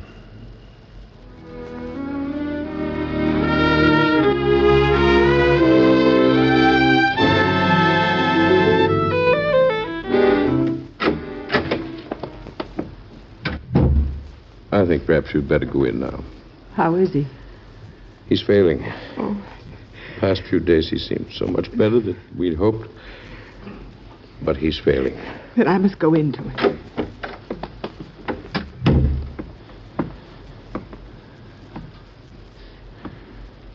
Mr. President. Oh, my dear. All day I've been thinking of the years. And suddenly it occurred to me that never once have I said, thank you, Mr. President. Thank you for all the things that I've remembered. Thank you for your love and your faith and your strength. Is it over then? No. Not as long as we have faith. Not as long as we have memories. Not while I live will it be over. Nor will it be over even then. Oh, I have loved you. I will love you forever. You have been all that a woman could be or should be. With you, I have found all the happiness a man can hope to find in a lifetime. It isn't easy to say goodbye, but It's God's way. His will, not ours, be done. You know, there was a hymn we used to sing. Do you recall it? Nearer, my God, to thee. Nearer to thee. E'en though be a cross. It's God's way. It's God's way. My dear. My dear. Good night. God be with you. Until we meet again.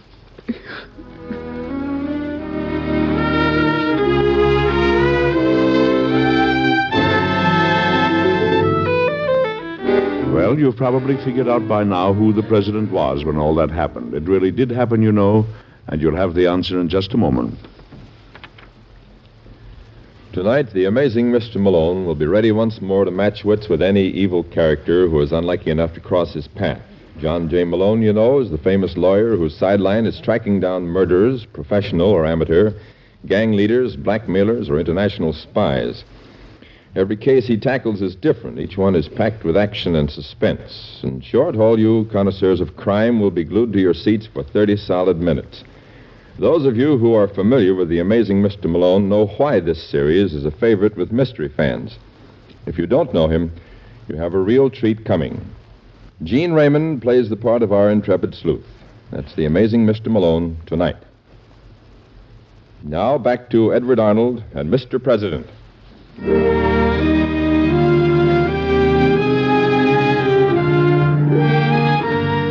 His funeral train left Buffalo, taking him on his last journey home.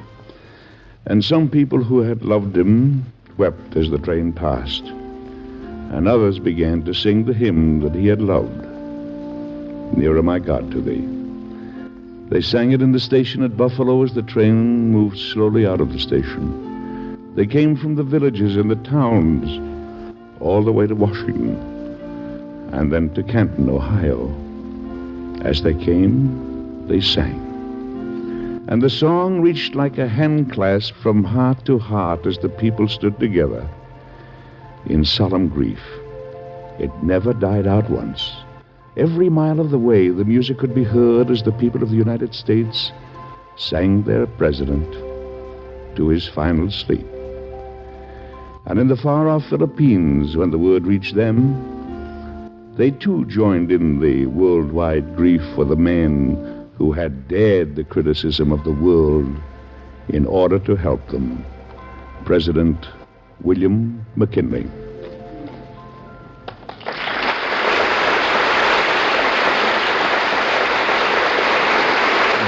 Be with us again next week, won't you, for another interesting story that happened in Washington a few years ago to Mr. President. Until then, goodbye.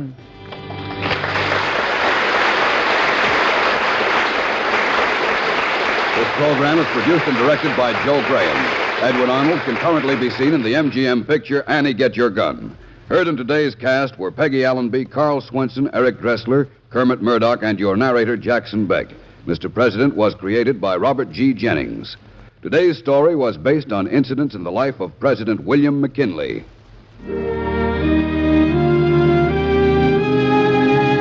Be sure to listen again next week when the American Broadcasting Company and its affiliated stations bring you Edward Arnold with another interesting factual story of Mr. President.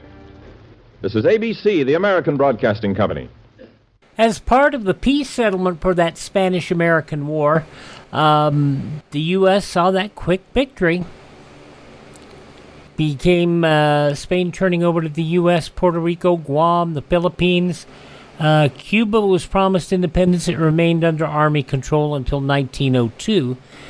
And in the Philippines, their pro-independence rebellion, which happened at one point in time.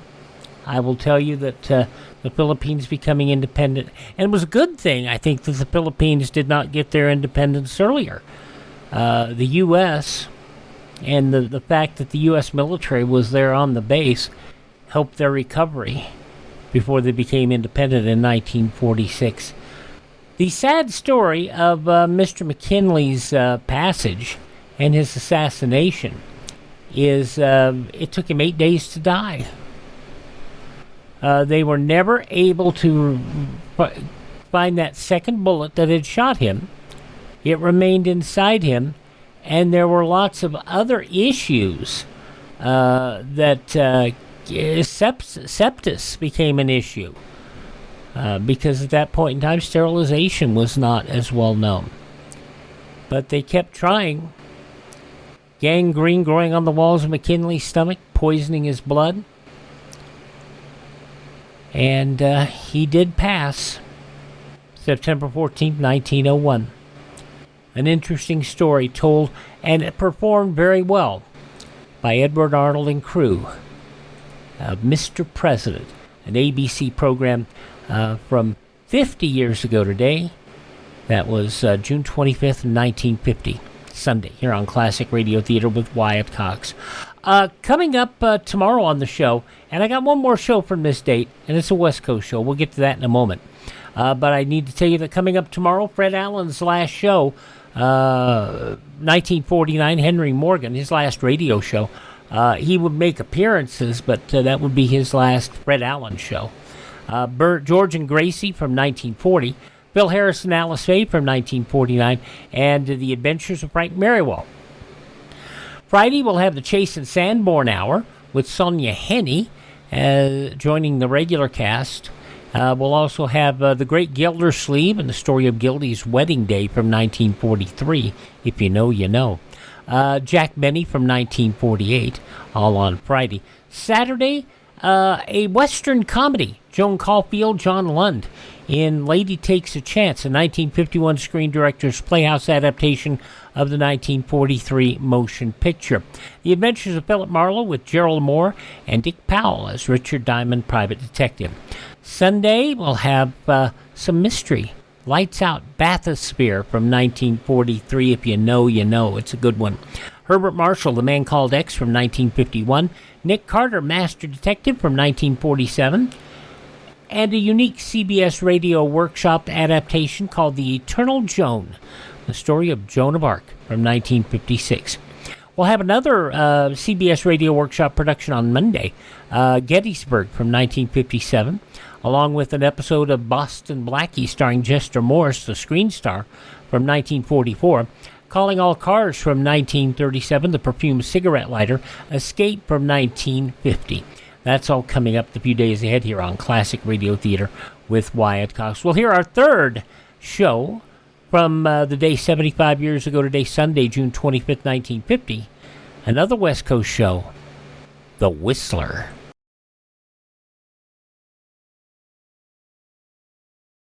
Alert Americans will heed history's lessons. Throughout history, surprise has had a leading role in military disasters. Today, an enemy capable of surprise air attack could leave chaos in his wake. That's why you should be in the Civilian Ground Observer Corps, volunteering a few hours a week to guard our skies. Be a ground observer. Contact your local civilian defense office. We continue now on Classic Radio Theater with Wyatt Cox with an episode of The Whistler. And yes, before the people come at me, yes, for a period of time, The Whistler did appear on the full CBS network, but it was a very, very small part of the show's run. Primarily, it was a West Coast show sponsored by Signal Gasoline. It was sponsored by, I believe, Beneficial Finance in some portions of the country over a couple of summers. And I think Campbell Soup maybe for a summer. But what we're hearing now is 75 years ago today, June 25th, 1950, the Signal Oil Company program The Whistler and the Manhunt. And now, stay tuned for the mystery program that is unique among all mystery programs. Because even when you know who's guilty, you always receive a startling surprise at the final curtain. In the Signal Oil program, The Whistler.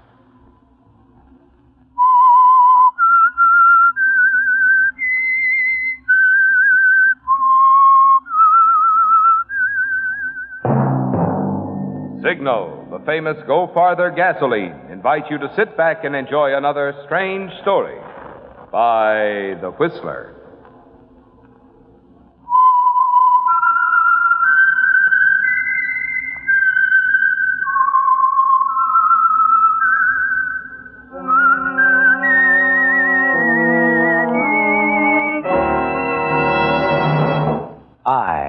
the Whistler, and I know many things, for I walk by night. I know many strange tales hidden in the hearts of men and women who have stepped into the shadows. Yes, I know the nameless terrors of which they dare not speak. And now, for the Signal Oil Company, the Whistler's strange story, Manhunt.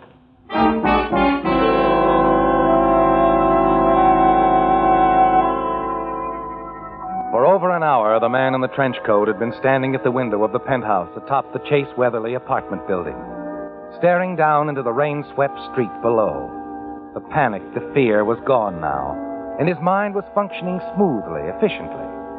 The situation was no longer completely hopeless, because out of the nightmare, a solution had emerged. A bold, dangerous solution. A fantastic plan, really, but it could work. And for him, there was no choice. He had to take this one chance for survival, his own survival. Finally, the man turned, hurried across the room, stepped out into the corridor, closed the door behind him with a gloved hand, and walked to the elevator. Riding down to the lobby, he scarcely heard the words of the operator. His thoughts were concerned only with the plan he was soon to set into motion. You know what was His big gamble was almost underway. Yeah, Mr. Stevens, we sure been having lousy weather for June. Last month wasn't anything to brag about either. You understand, Mr. Stevens, it don't bother me none, the weather. Only Mr. Hotchkiss, he does. What did you say, Danny? Mr. Hotchkiss, the gent in 403, you know who he is. Oh, yes. Always he keeps nagging me about the weather. So this is California. Ha! Every time I see him, he gives it to me. So this is California. Ha! So why don't he go back to Florida? Someday I'm going to tell him off. I'm going to tell him good. I'm going to... Good night, Danny. Oh, yeah. Good night. Good night, Mr. Stevens.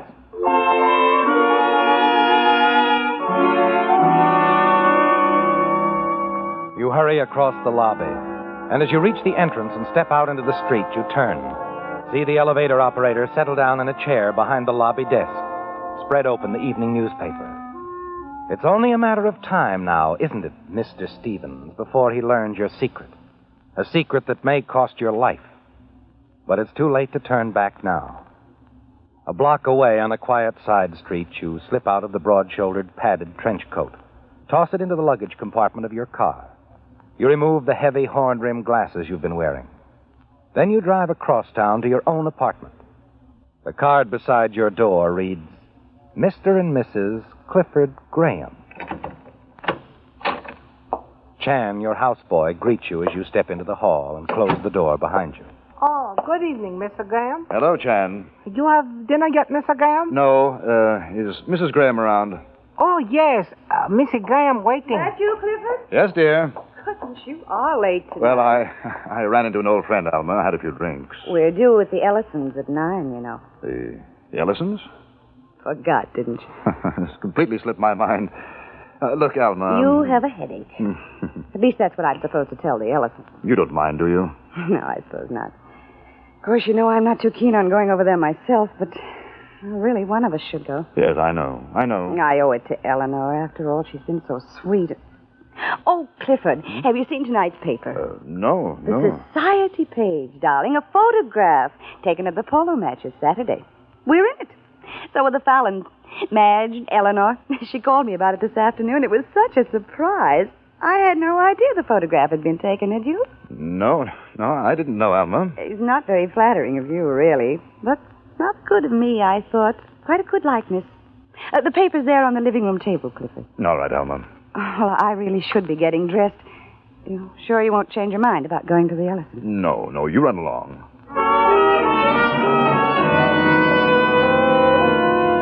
You walk into the living room, pick up the newspaper, and stare at the photograph again.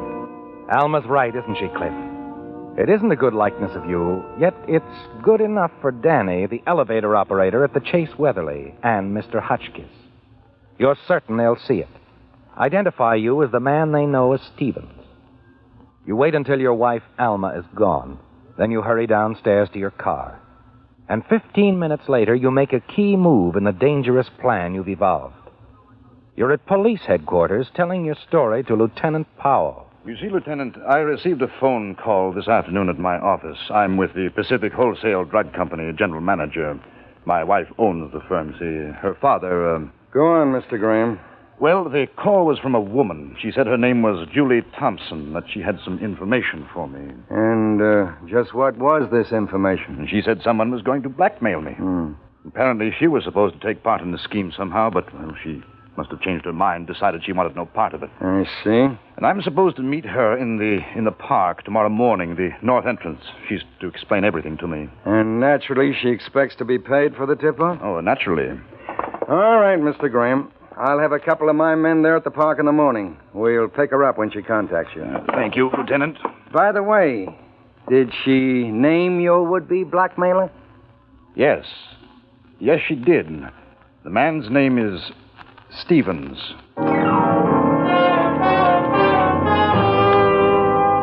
It's done, isn't it, Cliff? You've set your bold plan into motion. It's a big chance you've taken, a long shot, but you've taken it. And now there's nothing to do but wait.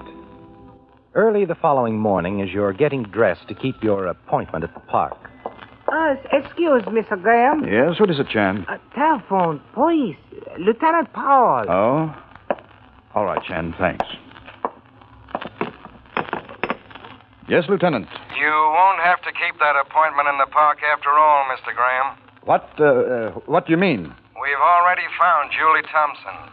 I'm calling from her place now. Better come right over. Why, of course, Lieutenant. Where are you? The Chase Weatherly, penthouse. Julie Thompson's been murdered.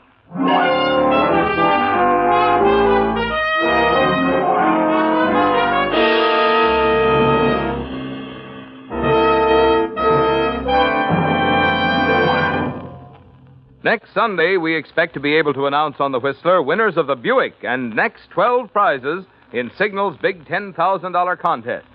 Meantime, I have good news for all of you who are going to be needing new tires in order to enjoy a safer, carefree vacation trip. For only $9.95 plus taxes and your old tire, you can now buy a genuine Lee tire in the popular 600 or 640 by 16 size at Signal service stations. Now, don't confuse this $9.95 Lee Staghound tire with ordinary low-price tires, in which quality is cut in order to cut cost.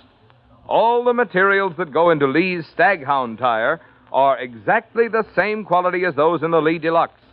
In fact, the only difference is that the Lee Deluxe tire is somewhat heavier and has a thicker tread. That's why Lee can back this new tire with a double guarantee, not only against defective materials and workmanship, but also against road hazards. All this quality for $9.95. So remember, if you want to pay less and still be sure of top quality, the tire to get is the Lee Staghound tire, and the place to get it at a Signal service station.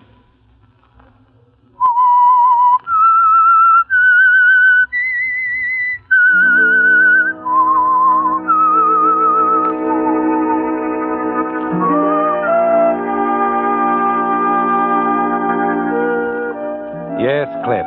Julie Thompson is dead. You killed her, didn't you? Because she'd seen your photograph in the newspaper. Found out that you were really Clifford Graham, wealthy socialite. That Fred Stevens was just a name you'd used with her.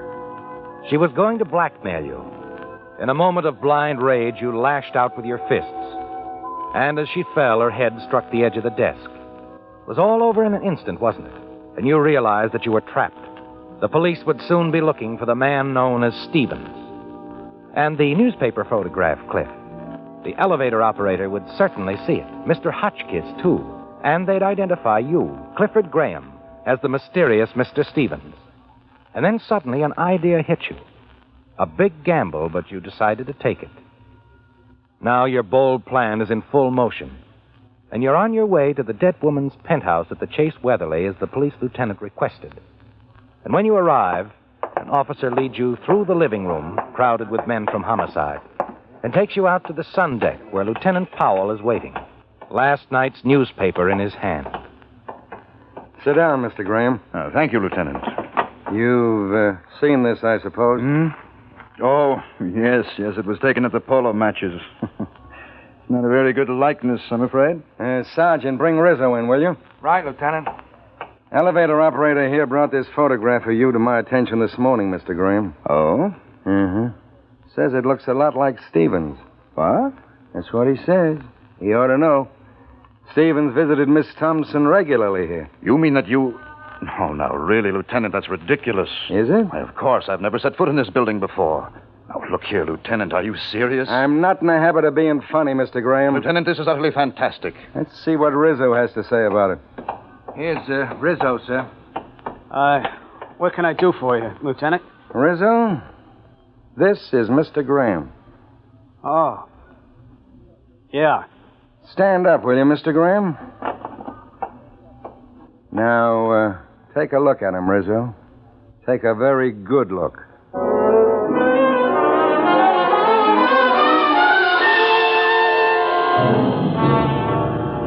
It's come, hasn't it, Cliff? The moment you've been expecting. Brought face to face with Danny, the elevator operator, and you're certain he'll identify you as Stevens. For a full minute, he stands there staring at you. And then a strange expression spreads slowly over his face. Well, Rizzo? No. No, Lieutenant. This isn't Mr. Stevens. You're sure? I'm sure. What about this picture in the newspaper? Well, there's a resemblance, all right, but this man here... Mr. Graham? Yeah. Mr. Graham. He's not Mr. Stevens. You're shocked, aren't you, Cliff? You were certain Danny would positively identify you as Mr. Stevens. And you were prepared to fight the situation from there. But now Danny Rizzo has said no, definitely no, that you are not Stevens. Puzzles you, doesn't it, Cliff? You wonder if you've really fooled Danny or if he's up to something. After he's gone, there are more questions by the lieutenant. And then finally someone else is brought to the sun deck. Sit down, Mr. Hotchkiss. Oh, thank you. Thank you, Lieutenant. Mr. Hotchkiss, this is Mr. Graham. Oh, well, how do you do, Mr. Graham? Something wrong? Why, did you say Mr. Graham, yeah. But he, He looks like Stevens? Well, yes, he does. Something like Stevens. Just something? Well, now, let me look at him more closely. Yes, there is a resemblance, all right, but I don't know. I remember Stevens as different somehow. Of course, I only saw Stevens a couple of times. Ever speak to him? No, I never did. I see. Did Miss Thompson ever mention Stevens to you? Yes, she did. Let me see. That was several months ago. She had a few friends in one night for cocktails. She'd been kind enough to invite me. Mm-hmm. What'd she have to say about him? Well, it was rather strange. I don't know why she picked on me. Told me what she did. I suppose it was on her mind. She had to tell somebody. Well, anyway, we were standing out here, and all of a sudden she just started talking about him. Mm-hmm. She and Stevens had been married. Married? New Orleans, 1940. That's where she met him. Oh, it only lasted a few months. He took what money she had and walked out on her. She hadn't seen him again in all those years. Go on. Well, then, let me see now. I suppose it was a week later. That would be about 2 months ago. I ran into Miss Thompson downstairs in the lobby. She told me she'd just bumped into Stevens on the street that afternoon. And she seemed very happy. And you say she met him again about 2 months ago? Yes, that's right, Lieutenant. And after that, this Stevens started coming around, huh? Yes, I saw him several times in the elevator. Once or twice with Miss Thompson. But I'd say that Stevens was bigger, heavier than Mr. Graham here. And Stevens wore glasses, too, the heavy horn-rimmed kind. I see. Lieutenant. Yes, Sergeant. DA on the phone. All right. Well, I guess that's all for now, Mr. Hotchkiss. Thanks. Yes, of course, Lieutenant. Of course. And, Mr. Graham, if you don't mind, I'd like to have you stick around here for a while. All right, Lieutenant. Be right back.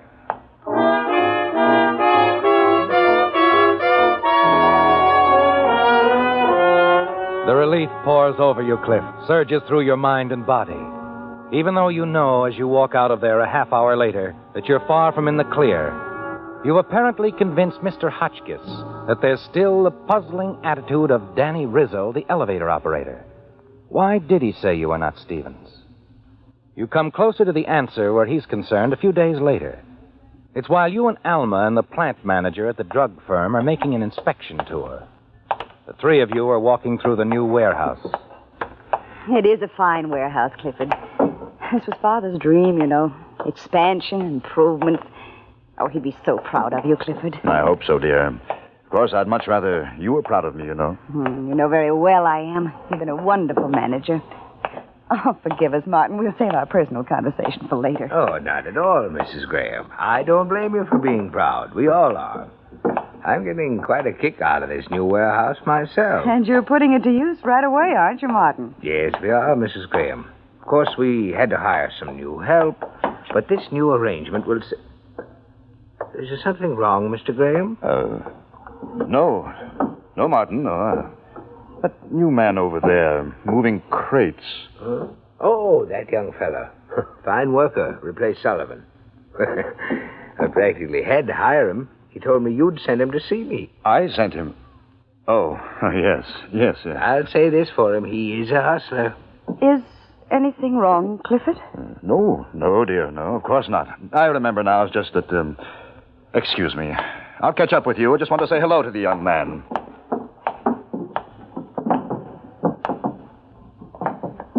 Hello, Danny. Oh, Mr. Graham. Hi. I just found out that you were working for me. Yeah. Yeah, this sure beats the ups and downs in the elevator at the Chase Weatherly. You decided to quit your job over there, did you? Uh-huh. I decided to quit over there. You like your work here? Sure. Oh, I know this is heavy stuff I'm doing right now, but I've got a feeling working for you, Mr. Graham. A feeling that I'll go places fast. I see. You see, Mr. Graham, I'm a fellow with lots of ambition. I want to go up in the world. At the Chase Weatherly, I could only go up as far as the penthouse. Then I'd have to come down again. Yes, well, Ambition's a good thing, don't you think? Yes, Danny. Usually a very good thing. But, hadn't you better get back to work? Oh, sure. Sure, Mr. Graham. Right away.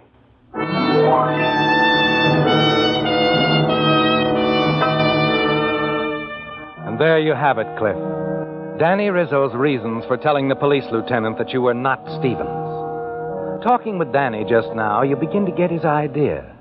Unless he goes places working for you, you're certain he'll identify you as Mr. Stevens, link you to the murder of Julie Thompson in that penthouse apartment. You wonder when something is going to break. Only nothing does. And then one day, the police lieutenant drops by your office. Just figured you'd like to know how it was going, Mr. Graham. And it isn't. The case just isn't going anyplace. Only standing still. You say that you've had no news of Stevens, can't even get a clue to his whereabouts? I say more than that, Mr. Graham. The district attorney, he's got a pet theory. Oh? He could be right. I don't know.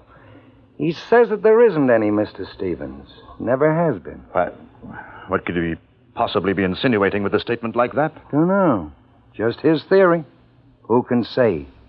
At least right now.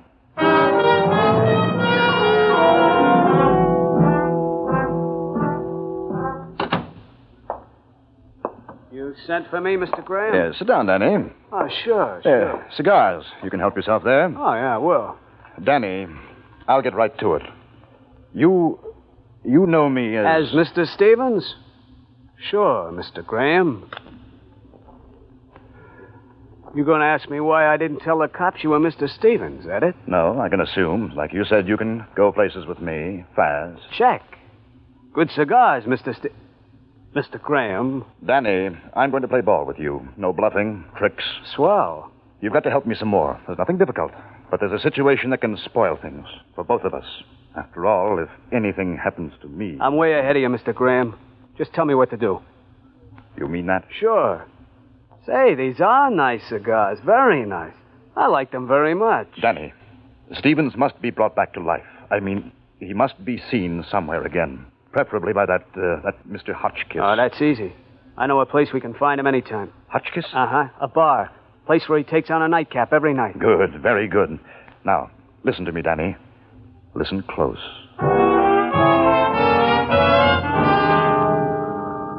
You set it all up swiftly, simply, don't you, Cliff? Danny seems to be perfectly cooperative. And if your plan goes smoothly, there'll be no more theories about Mr. Stevens. You and Danny are going to bring him to life just once more. The following evening at your apartment, with your wife Alma out visiting friends, you begin to set the plan in motion.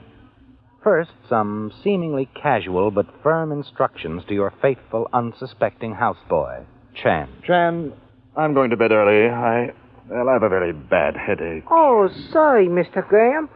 Chan help? Yes, you can. Chan, I don't want to be disturbed by anyone. Oh, yes, Mr. Graham. No disturb. Headache. I fix. Nobody disturb you. Thank you, Chan. Good night. Night, Mr. Graham.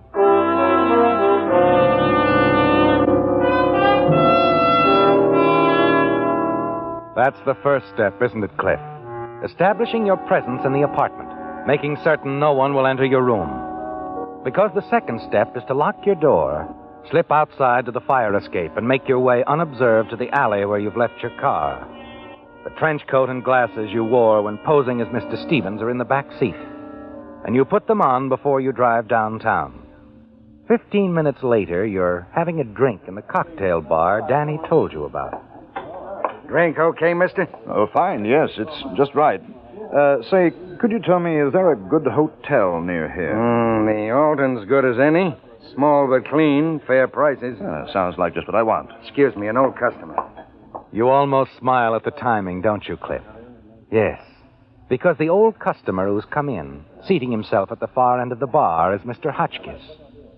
And you're not at all surprised when he stares at you, gets up from his stool quickly, and hurries out without ordering. How do you like that guy? Something wrong? First time he's ever acted like that. Walked out without speaking. Didn't even look at me. And he's been coming in here ever since. Something's on his mind, perhaps.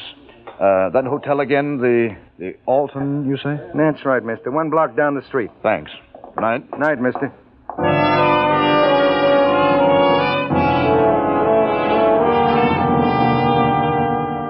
You leave the bar in time to see Mr. Hotchkiss hurrying into a drugstore across the street. You know exactly what he'll do, don't you, Cliff? Yes. Head for a phone booth and call the police. Tell them he's seen Mr. Stevens again.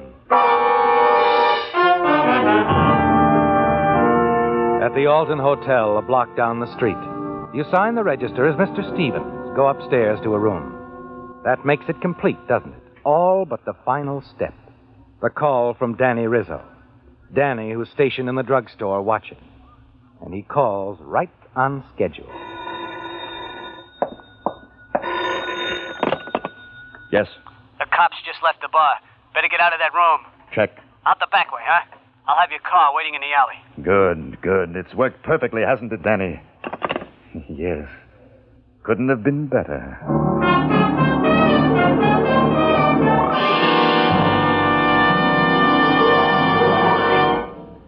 Where shall we eat?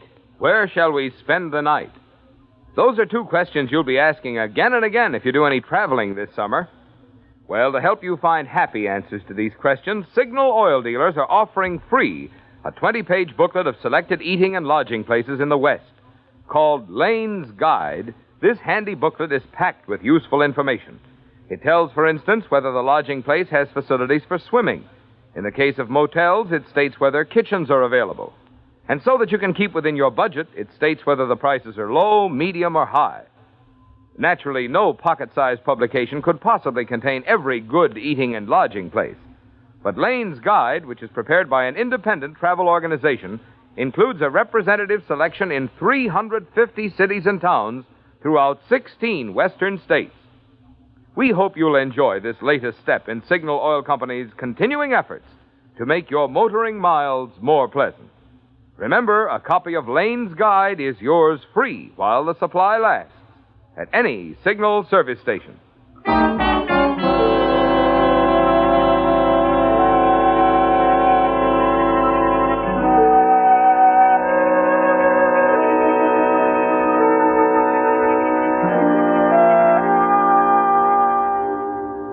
Yes, Cliff, it's working perfectly. You know you've managed to convince Mr. Hotchkiss that there is a man named Stevens. You know he's called the police and will tell them. But they won't find you here in this room of the Alton Hotel where you registered as Stevens. No. By the time the police arrive, you'll be out and on your way home to resume life as Cliff Graham, only on a much safer plane. There'll be no more doubts that a Mr. Stevens does exist, even if he has eluded the police. then you'll go free of any suspicion for your murder of Julie Thompson. But you must move swiftly, Cliff. Out the door of the hotel into the corridor and toward a window that will lead to the fire escape. And then... Hold it, Stevens. Hotchkiss. Yes, that's right, Stevens. I came over here ahead of the police. The bartender told me you'd probably be here. What are you going to do? What do people usually do with guns, Stevens? They shoot things, don't they? Well, I'm going to shoot the thing that murdered Julie Thompson. Julie? Yes. I love Julie Thompson. And she loved me before you took her away from me. Now, look, Mr. Hotchkiss, you're making a mistake. I'm not Stevens. I saw the register downstairs, Stevens. No, my name is Graham. Cliff Graham. Please, you must believe me. No. I wanted to make certain I got the right man. And so I called Mr. Graham at home just now, talked to his houseboy. He said Mr. Graham is in his room this minute. Has a sick headache. Left word not to be disturbed. So you see, Stevens, I know those horn-rimmed glasses and trench coat anywhere. But I swore I'd get the man that killed Julie. I've been carrying this gun ever since you killed her. Hoping to run into you, Stevens. You'll never get away with this. The police are on their way here now. You forget, I called the police. I want them to take me. I love Julie. And you killed her. I don't care anymore, you see, about anything. Except this. Stop it! Hotchkiss, you're... Oh, goodbye, Mr. Stevens.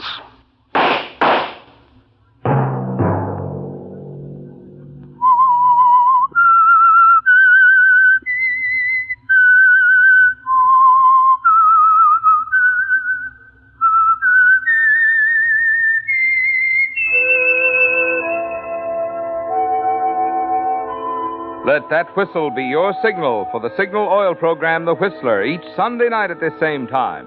Brought to you by the Signal Oil Company, marketers of Signal gasoline and motor oil, and fine quality automotive accessories. And don't forget, a free 20-page travel guide suggesting where to eat and sleep, as well as free road maps, are yours for the asking at any Signal service station.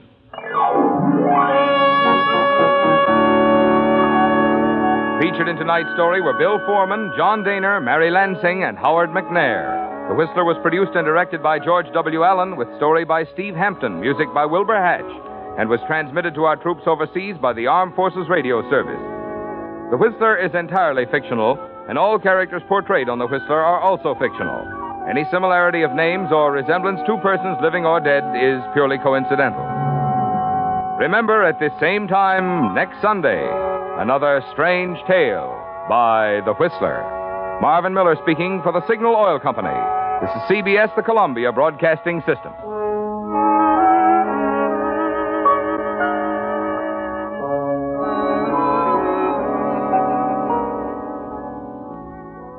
Well, there you have it, Howard McNair.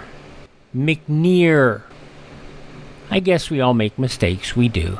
That episode of The Whistler wraps up our 3-in-a-row episodes from 75 years ago, June 25th, 1950. That was a Sunday here on Classic Radio Theater with Wyatt Cox. Visit our webpage, classicradio.stream, to support our program. We'll head to 1952 in a moment for an episode of I Was a Communist for the FBI.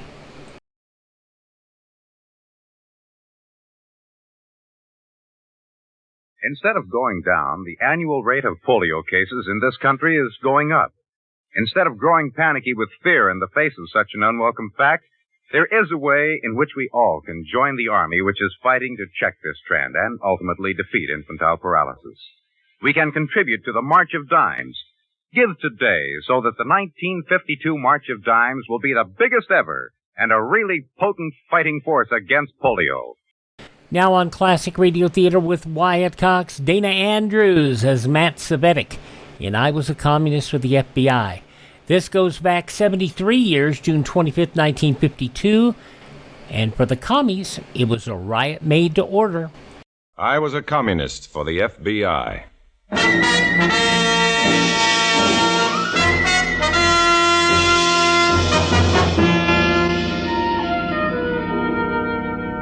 Starring Dana Andrews in an exciting tale of danger and espionage. I Was a Communist for the FBI.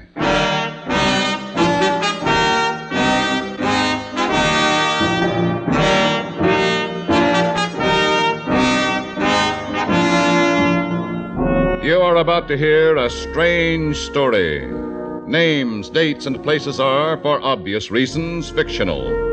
But many of these incidents are based on the actual experiences of Matt Cvetic, who for 9 fantastic years lived as a communist for the FBI. Here is our star, Dana Andrews, as Matt Cvetic.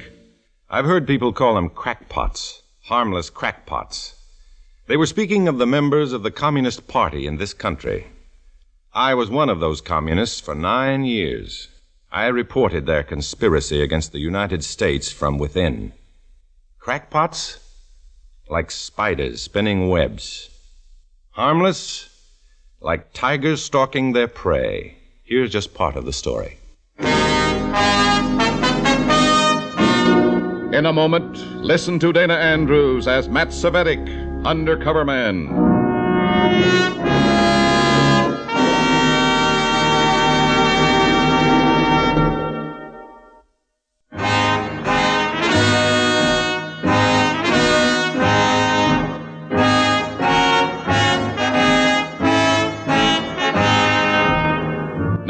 Here is Dana Andrews as Matt Cvetic, Undercover Man. This story from his confidential file is marked, A Riot Made to Order.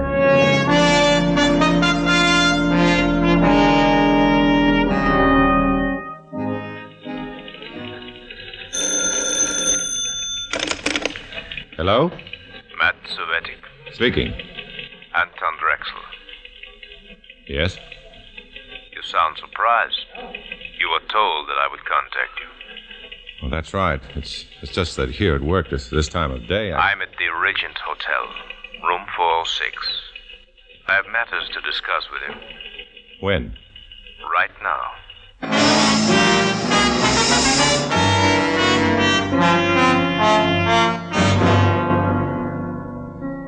That's how you received your orders in the Communist Party. Anytime, anywhere. And you obeyed to the letter, right now. I got up from my desk, and there were a dozen pair of eyes watching me. Communist eyes. Some I had put in this department of the United States Employment Service myself. But I knew there were others, watching, reporting. Had I shown any aggravation, any irritation, Drexel would have known about it immediately. I walked out with a smile, the perfect, obedient slave on the way to his master.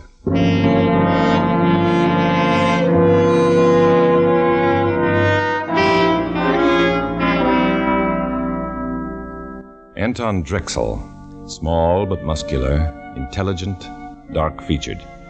He had come from New York, a high party functionary. He didn't bother shaking hands. He came right to the point. Comrade Cvetic. Comrade Drexel. You are satisfied that I am Drexel? I'm satisfied. You've never seen me before? You are too easily satisfied. Comrade Adams told me you would contact me. You did. That's good enough for me. The party isn't in the habit of making mistakes like that. Neither is the FBI. What do you want me to do, comrade? Throw you on the floor? Search you? Check your fingerprints? Wait for word from Moscow? What do you want? You have a temper, Comrade Cvetic. I don't like talk about the FBI. You agree that we must be as careful as they are? Any party member knows that. What mistake did I make? You made none. I didn't accuse you of any. I'm sorry. I was wrong. Sit down, Comrade Cvetic. Thanks. What I have to say is of the greatest importance. Go ahead. Our leaders feel it's time for us to have publicity. Sympathetic publicity in the capitalistic newspapers of this country. Is that clear? Yes, comrade. A large meeting of the party members will be held in Liberty Hall 2 nights from now. It will be attended by the rank and file. Comrade Adams has the responsibility of filling the hall. I see. At a signal, the meeting will be raided by the pickets outside. There will be a riot. Comrade Grotzinov and a sound truck will set off the riot. A question, comrade. Yes. We've had many such meetings before, and none was ever picketed. Where will they come from this time? The Cargus Manufacturing Company nearby. Our comrades in the plant have done their work well. They cry, "Stop the commie rats before they take over the country." Those stupid workers are filled with patriotism. They'll turn out by the hundreds. The riot cannot fail. And after the riot, we blame the fascist police, the citizen Gestapo who interfered with our rights of free speech and free assembly. Exactly. Our comrades become martyrs. Others will rally to our cause in sympathy. Why do you tell me this, comrade? Everything is arranged. There's nothing for me. Oh, on the contrary. Everything depends upon you. You are responsible for the boys of the Control Commission, Comrade Cvetic. They will mingle with the pickets, inciting them. At the signal, they will lead them into the hall. This riot cannot fail. But our own comrades in the hall, unarmed. They might be killed. Should anything so unfortunate occur, it will be to their glory to die serving the party. You are under orders, Comrade Cvetic. I shall execute my orders, Comrade Drexel. Anything more? You'll have help in your assignment. Comrade Franz will assist you. I don't need any help for this. I've done it before by myself, and besides, I don't Do you object, Comrade? I'm sorry, Comrade. The party knows best. Will that be all? I shall be at that meeting. Good day, Comrade Cvetic.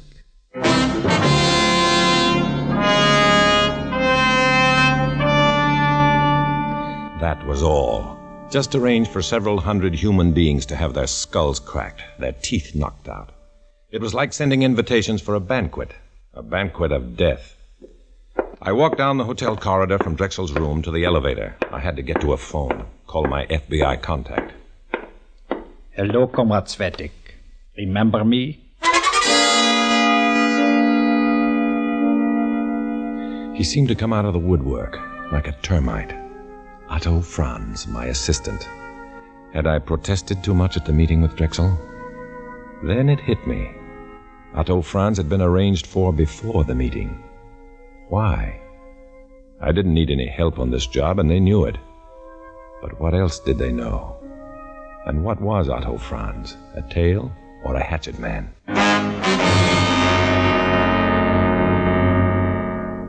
Hello, Otto. Comrade Otto to you, Cvetic. Where did you come from, comrade? It doesn't matter. Let's go to work, huh? Sure. What do we do first? That's up to you. I just go along and do whatever you say. I'm going out to see my mother. You can see her tonight when you go home. Look, comrade, you can follow me wherever I go. Those are your orders. But you're not telling me where I can go. Those are my orders.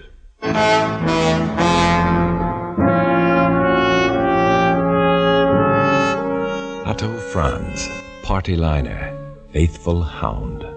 The crack of the whip was all he understood. Nothing would pry him from my side. He had his orders, and so had I. We took a cab, and I gave the driver an address. Did you move to a new place, comrade? I'm going to see my doctor first. Something wrong? My stomach's been upset lately. Maybe you're nervous. Maybe. I got some powders I take for my stomach. Got them right with me. How about some? I'm paying the doctor. I'll do what he says. Just wanted to save you some money, that's all. Thanks.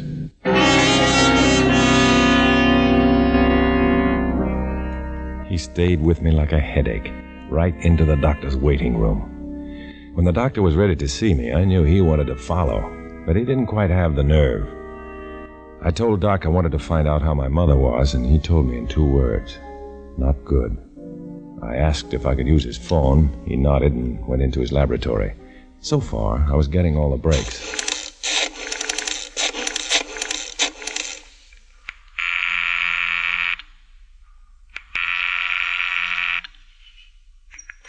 Miller speaking. Randy Fletcher. Go ahead, Matt. They're staging a riot at Liberty Hall day after tomorrow. Several hundred party followers in the hall, and that many pickets or more outside. On signal, the pickets raid the meeting. Go ahead, Matt. Go ahead. It's up to you fellows now. You've got to stop this thing.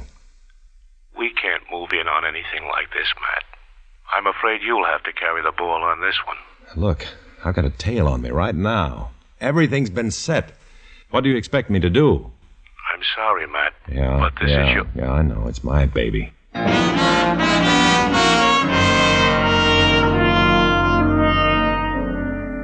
From the doctor's office, we went to my home. My mother's condition had me worried. Her heart had been weak for a long time. There was always the chance that she might die, still believing that I was a real communist. If my brother Tip was home, there would be real trouble, especially when he saw Otto. He hated me, but he hated my commie friends even worse.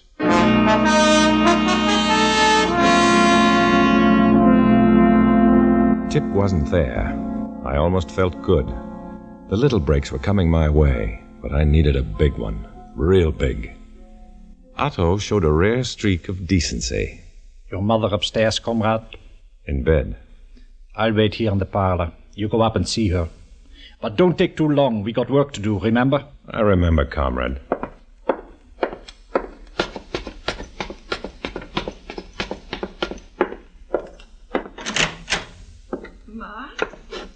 Mom. Oh, Matt, you all right? Sure, Mom, I'm great. But what's this I hear about you? Oh, with me is nothing. Just a little tired. You the one I worry about, Matt. There's nothing to worry about. I'm doing fine. Just look at me. You are in trouble, Matt. The government, Matt. Those men from Washington. The FBI. Yes? They're after you, I know. Oh, Mom, you're all wrong. Won't you listen to me?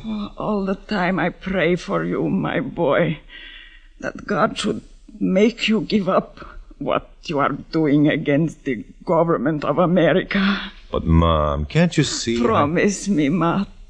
So little I ever ask from you. I can't, Mom. What? Are you all right?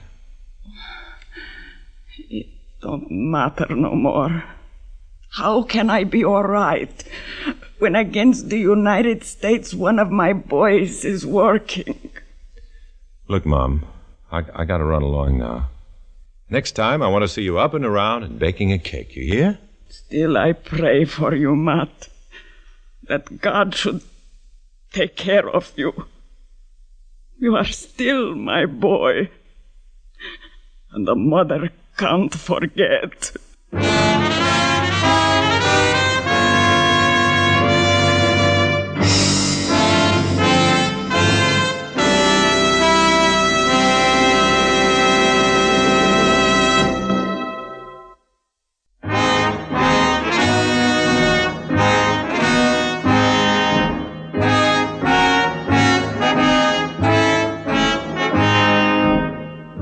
Back to Dana Andrews, starring as Matt Cvetic in I Was a Communist for the FBI, and the second act of our story.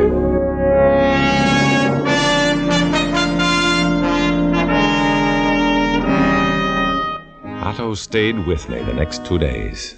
He never let me out of his sight. We took a hotel room because I told him my mother was too ill and I didn't want to bother her at home. Why was I given this insignificant job and a guard? Did they suspect I might sabotage their riot if I had a chance? In 2 days, I hadn't been able to think of a single plan. And then the phone rang. That's the phone, comrade. It's for you. You amaze me, Comrade Franz. You must be psychic. Answer it. Yes? Comrade Cvetic. Speaking, Comrade Drexel. The meeting is tonight. I know. You have done your work? There was nothing to be done until this afternoon. You will see to it? Certainly. Let me talk to Comrade Franz. One moment. He wants to talk to you, Comrade. Hello? Yes. Yes. No, nothing like that. Yes.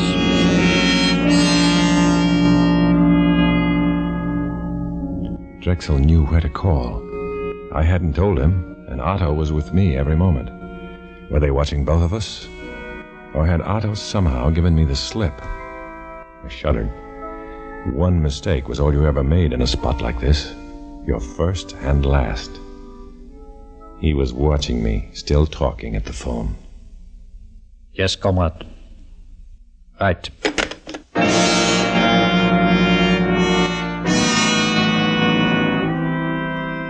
He sat there, staring at me, his face a complete blank.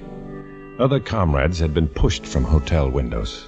The papers called it suicide, and the public believed the papers. I started toward the door. It's time to round up the boys for tonight, comrade. Comrade Drexel seemed a little worried that I'd not done it before this. I know. Well, are you coming, or do you stay here? I got my orders, comrade. I go with you.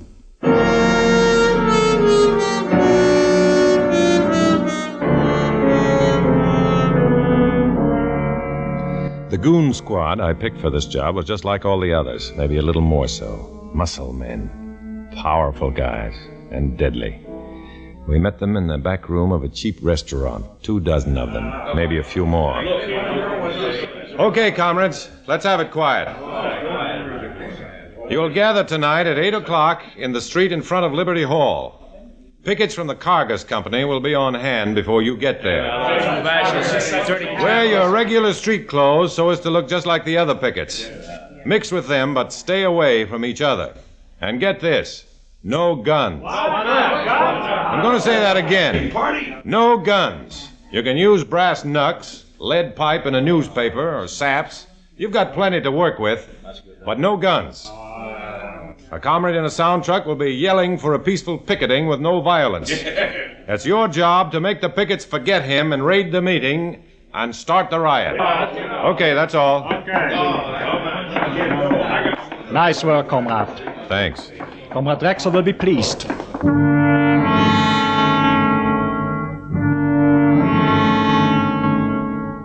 Everything that night went according to schedule. It always does when the commies are behind it. They're thorough. They don't miss a trick. The plans are laid days ahead.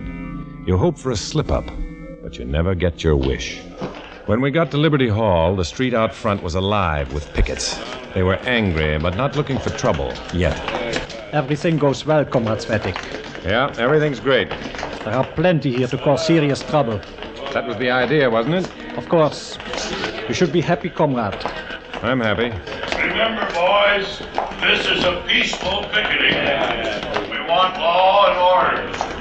Let's have no violence. This is a protest against those commies inside. This is the United States, where we do everything by ballot. Keep it peaceful, boys. Keep walking around. Let's make it legal. Comrade Gratzinov is doing his work well. Yeah. Have you seen any of our goon squad around? Several. There's one. Talking to that picket. Yeah, I see him. Well, there's another one buttonholing a couple of guys. They're here and they're working. It is good, Comrade Cvetic. Yeah. Let's go in the hall. Why? There's nothing more to do here. It's just a question of time. Maybe we can help in there. As you say, comrade.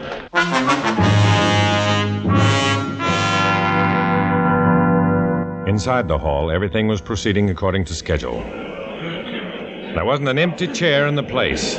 It was like a sheep pen, with Comrade Adams, the ringleader, on the stage leading them to slaughter. And there you have an example, comrades, of this freedom America boasts. Right outside these doors, a mob of pickets, the fascist police of the United States, are protesting our right of free assembly. That's why we are here tonight, to protest this wanton usurpation of our rights, to demand what our forefathers... The party line, the same old hogwash. And they believed every word of it. Then I heard the crowd outside getting nastier. It was almost time for my goons to lead them in. I began to sweat. There must be something I could do. There must. And then a wild idea hit me. I turned to Otto. Comrade France, lock the front doors. Are you crazy? Do what I say. But why? You sap. If a mob walks in through an open door, they're liable to start talking things over. Make them break down a door and there's no talk, just violence. That's a smart idea, comrade. I'll do it. Locking the doors was just a stall for time. I wanted to get at the automatic sprinkling system, backstage. I got there just in time to meet Drexel and Adams and the rest of the big shots on their way out the back door. They weren't risking their skins. Congratulations, Comrade Cvetic. You have done your work well. We shall meet in my hotel room as soon as this is over. Comrade Adams and I go now. Come along, Cvetic. We've set the fuse now. Let her blow. I'll wait for Comrade France. He's out front. Good. Make it soon.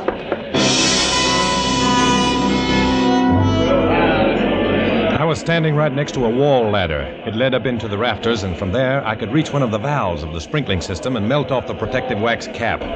I started up the ladder, and I saw Otto coming back. I jumped down. He hadn't seen me. Your idea works, comrade. Listen to them. They're like wild beasts outside. Good work, comrade. When those doors break, hundreds will be hurt.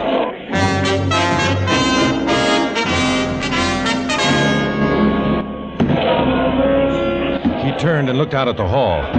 I gave him the heel of my hand at the base of his neck. He went down in a heap and stayed there. I shinned up the ladder and held my lighter under the valve. No one saw me. The commies inside were panicked. They didn't know what to do next. The pickets were stopped at the door, but it wouldn't be for long. I heard the door go. I heard the pickets crash through. I had to stop this somehow. Lives depended on it. I broke out into a sweat. Would that valve never melt? I held the flame closer, and then the valve melted. The water rushed through the pipes and it rained all over the hall. A hard, cooling, steady rain that could put out fires. A rain that could put out a riot. I came down the ladder. Otto was still on the floor. The commies had found the back exit. They were pouring out like drowned rats. The pickets were backing out the front door. They didn't want any part of that flood. The riot had come a cropper.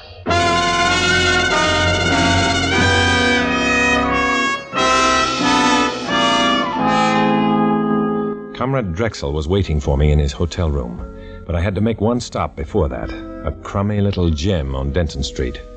I knew the owner, Mac, a hulking, punch-drunk ex-pug. He knew me slightly. He never asked questions. When you can't think anymore, there's nothing to ask about. Listen, Mac, I haven't got time to argue.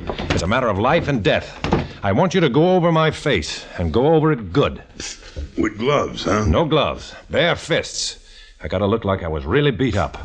Blood, too? Yeah. Everything I'd get if 4 or 5 guys jumped me. It might hurt you. I told you this is a matter of life or death. Now go ahead. Well, okay. Just as a favor. No hard feelings. No hard feelings.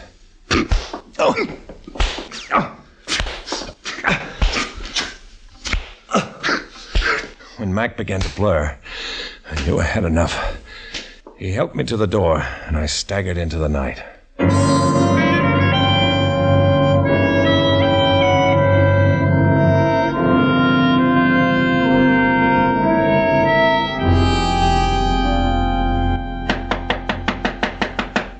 Come in. Cvetic. There he is. He slugged me and turned on the water. Silence. What happened, comrade? They slugged Franz first, and they jumped at me. I fought them until I passed out. Who were they? 5 of them. I never saw them before. Pickets? Maybe. None of ours, though. They turn on the water?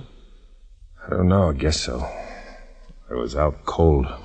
I tell you, the only guy around me when I got slugged was Cvetic. He turned on the water. And then beat myself to a pulp? Is that it, comrade? Unfortunately, Comrade Cvetic, suspicion points to you. Okay, so I slugged Otto. I turned on the water, then I beat myself unconscious. If that's the way you want it, that's the way it is. You're acting as a control commission. Okay. I confess everything. Let's get this over with. I've remarked before, Cvetic, your violent temper. Why not? I've done everything I could to make this job a success. And then I'm questioned like a dirty, double-crossing traitor. In the name of the party. What more do you want from me? Take it easy, Cvetic. Sure, I'll take it easy. You need a doctor's care, Comrade Cvetic. I suggest that you go immediately. The story seems true. Your face is proof of that. But we shall investigate further. Is that all, comrade? That is all. For now.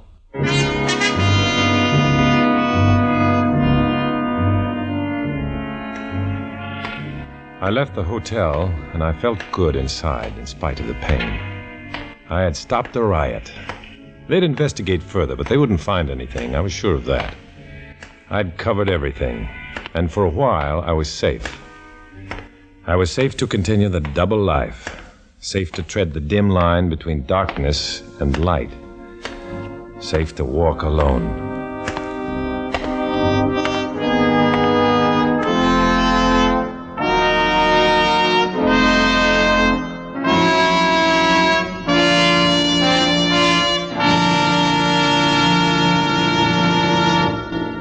Dana Andrews will return in just a moment.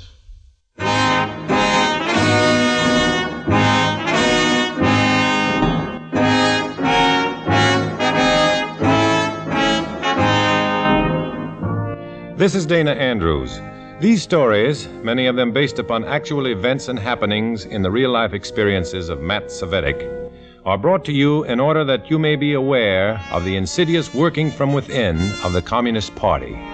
Our greatest danger lies in being unaware. Our greatest safety in a knowledge of what we are fighting against. For this reason, I urge you to listen again next week when we will dramatize another exciting adventure from the official records of Matt Cvetic. Join us then, won't you?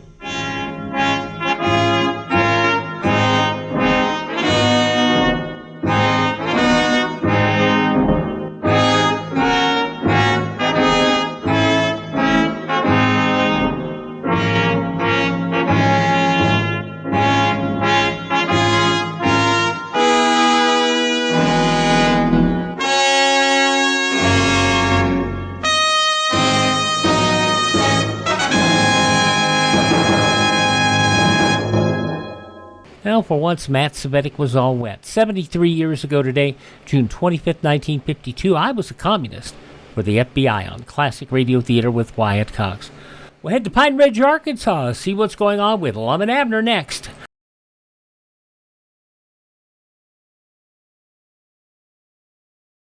Ladies and gentlemen, last year's traffic death toll was 37,500, a 7% increase over 1950. The National Safety Council believes that the best way to promote safety on the road is for each of us to know and obey traffic laws, to read and heed traffic signs. So be careful. The life you save may be your own. Now let's go to Pine Ridge, see if we've gotten the rumor to help or hurt Abner. Let's see this episode of Lum and Abner going back 83 years, June 25th, 1942.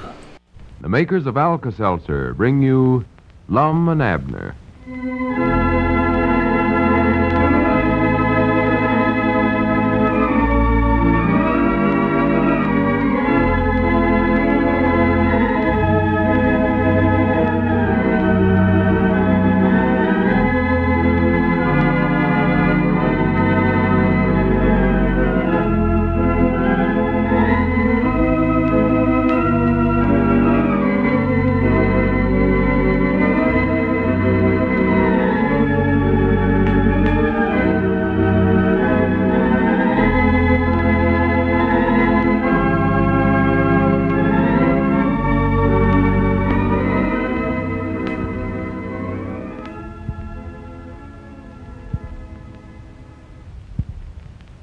But our old friends, Lum and Abner, have been busy lately, keeping up with their work and their outside activities.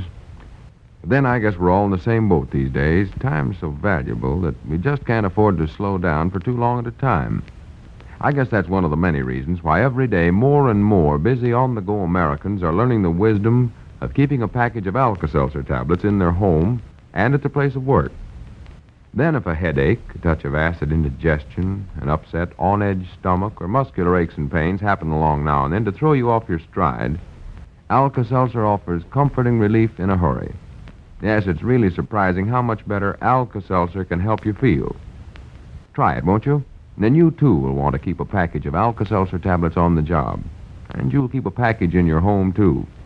So get a package or two of these modern, effervescent Alka-Seltzer tablets from your druggist tonight or tomorrow, sure. And now, let's see what's going on down in Pine Ridge. Well, Abner followed Grandpappy Spear's suggestion of patching things up with Elizabeth by giving her a present, a little kitten named Annabelle. Somehow this name reached Sister Simpson, and that tireless gossip monger immediately imagined Annabelle to be a woman. When this news reached Lum, he decided that Sister Simpson must have in mind an ex-Pine Ridge girl named Annabelle Kearney. So, in order to save Abner, he and Mousie formed a plan which would start a rumor that it was Lum and not Abner that was in love with Miss Kearney. As we look in on the little community today, we find Lum in the Jot-'em Down store and library, and Mousie is just entering. Listen. Well, good morning, Mousie. Come on in. Morning, Lum. I've been waiting for you, Mousie. Yes, sir. How'd everything turn out with the greeting card to Annabelle and all? Well, I've come prepared to make you a full report, Lum. Well, good. Did Sister Simpson pick it up and read it all right? Well, I have all that in the report, Lum. Well, hurry up and give me the report then. Yes, sir. Have you seen Abner yet this morning? No, he ain't been in. I'm anxious to see him, though. Yes, sir. Well, hurry up and tell me what happened with you and the greeting card. Well, just a minute now. Wait till I get the report out here. For goodness sake, did you have to write it out? Can't you recollect nothing that long? Well, yes, sir. I could remember it, I guess, Lum, but I don't like to trust memory for important things. You know, I like to be accurate, especially in detail matters. Granny, there ain't no details to recollect. All you got to do is tell me yes or no. Yes, sir. Well, here, Lum, here's the report right here. I knew I had it someplace. Are you ready? Yeah, of course I am. Hurry up. Well, report of Llewellyn Snavely Gray. 4:22 p.m. Left Jot-'em Down store bearing love note addressed to Annabelle Kearney. Note contained in Jot-'em Down store envelope. Well, I know all that. 4:24 p.m. Arrived at point within sight of Sister Simpson's boarding house, approximately 34 degrees, 44 minutes, 56 seconds latitude. Oh, for goodness sakes, Mousie. And 92 degrees, 16 minutes, 24 seconds longitude west. Well, do you have to put all that in there? Well, now, I've got to admit to you, Lum, that may be a little off now. I couldn't be too sure about that because my compass has been acting up something awful here lately. Well, throw your compass away and tell me what actually happened. Who cares about that longitude stuff? Well, now, Lum, as I've said before, I like to be accurate. You like to drive a man stark raving mad crazy, too. Hurry up, tote on. Well, let's see. 4:29. Waiting at above name point, but have not yet seen Sister Simpson emerge from boarding house. 4:36. Still waiting for Sister Simpson. 4:43. Still no Sister Simpson. Well, get on to where you do see her. That's the important part. Yes, sir. 4:59. Woman emerges from boarding house. Yeah? It proves to be Miss Frederick, the local school teacher. Oh. 5:12. Sister Simpson emerges from boarding house, but only long enough to brush flies from screen door. Oh, for goodness sakes. 6 o'clock sharp. Went home to supper. Went home to supper? Yes, sir. That's me. I went home to supper, Lum. Enjoyed dandy meal of liver and bacon and turnip greens and cornbread. After supper, read following comic strips in my hometown paper while seated in the parlor of our house.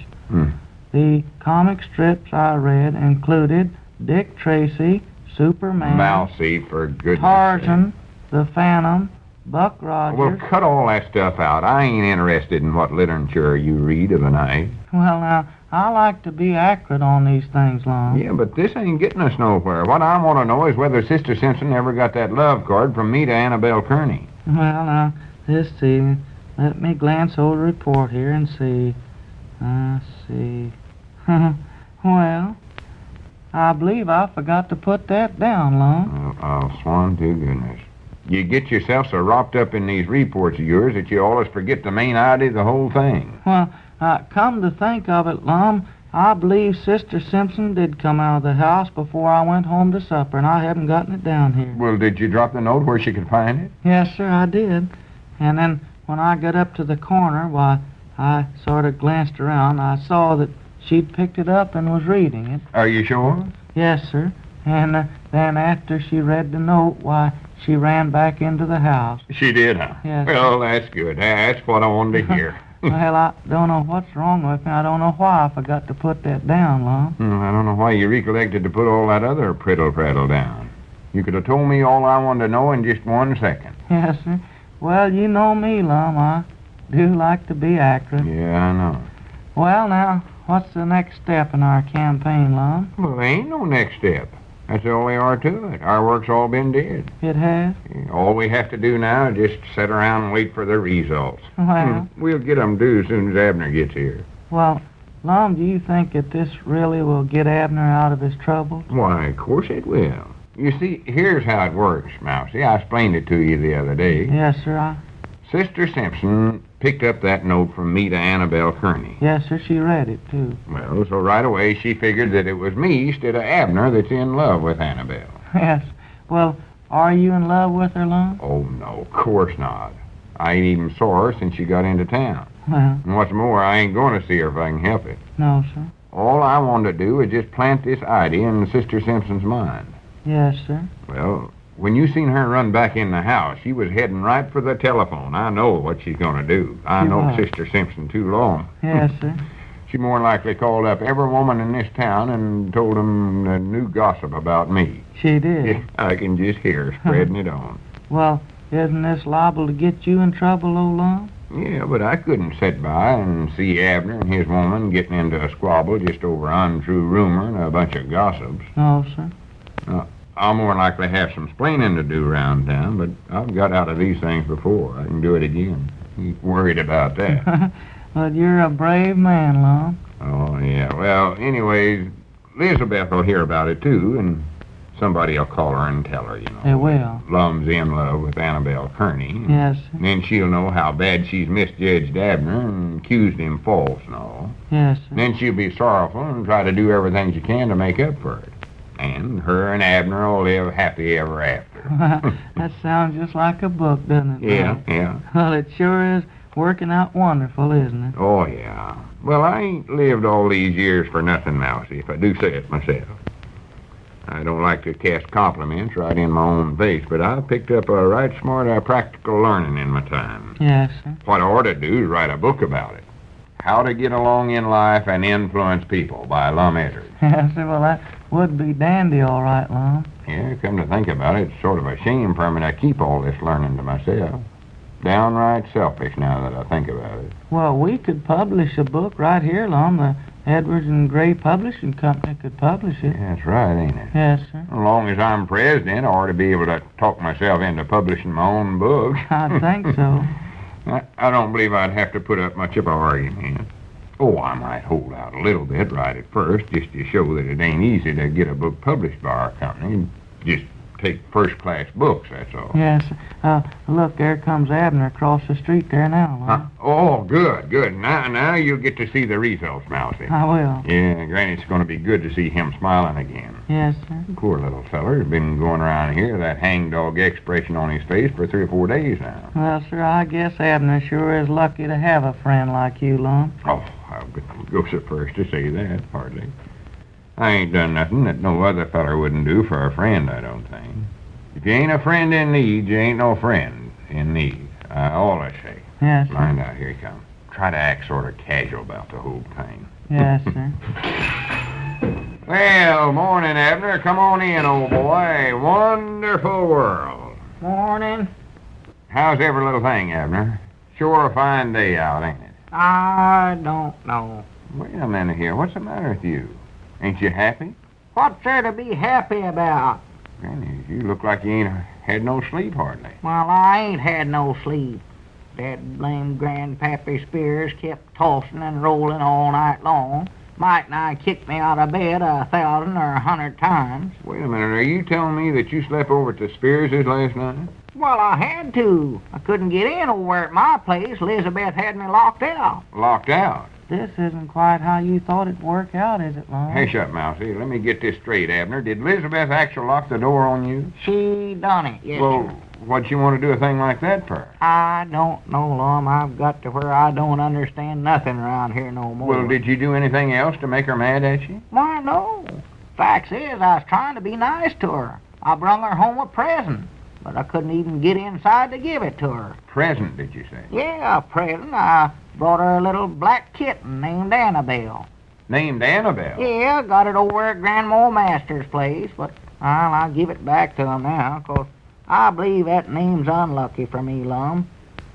Lum, do you recollect Annabelle Kearney? Oh, yeah. Of course I do. Well, do you know that Sister Simpson, what she's saying about her? Right. No.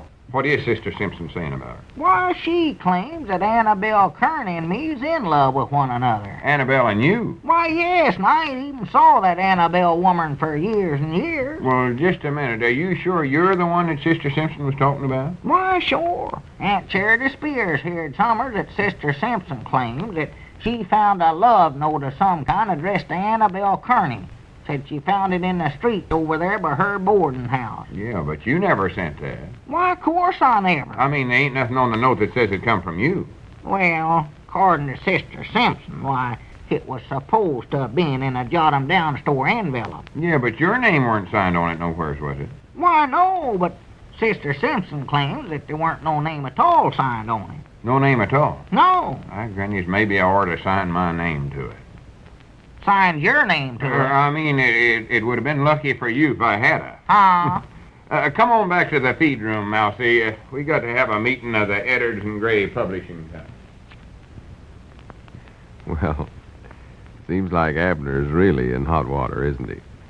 Say, speaking of heat, have you ever noticed that the hotter it gets, the more cold food and the cold drinks that tempt your appetite? Well, be careful you don't overdo it, because when your appetite gets the better of your good judgment, your stomach's apt to become upset, and your head may begin to ache, and you feel pretty miserable.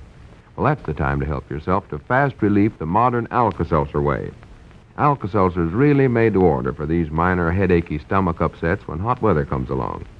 You see, Alka-Seltzer contains an analgesic to ease that dull, aching head, and an alkalizing agent to neutralize excess gastric acidity, and to help settle an upset, on-edge stomach.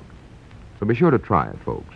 For it's really surprising how much better you feel in a hurry after you drink a glass of sparkling, refreshing Alka-Seltzer. Get it at any drugstore.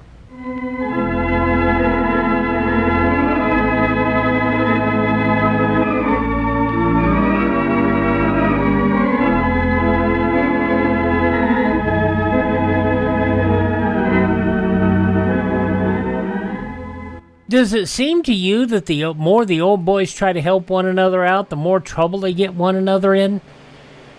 It just seems that way to me.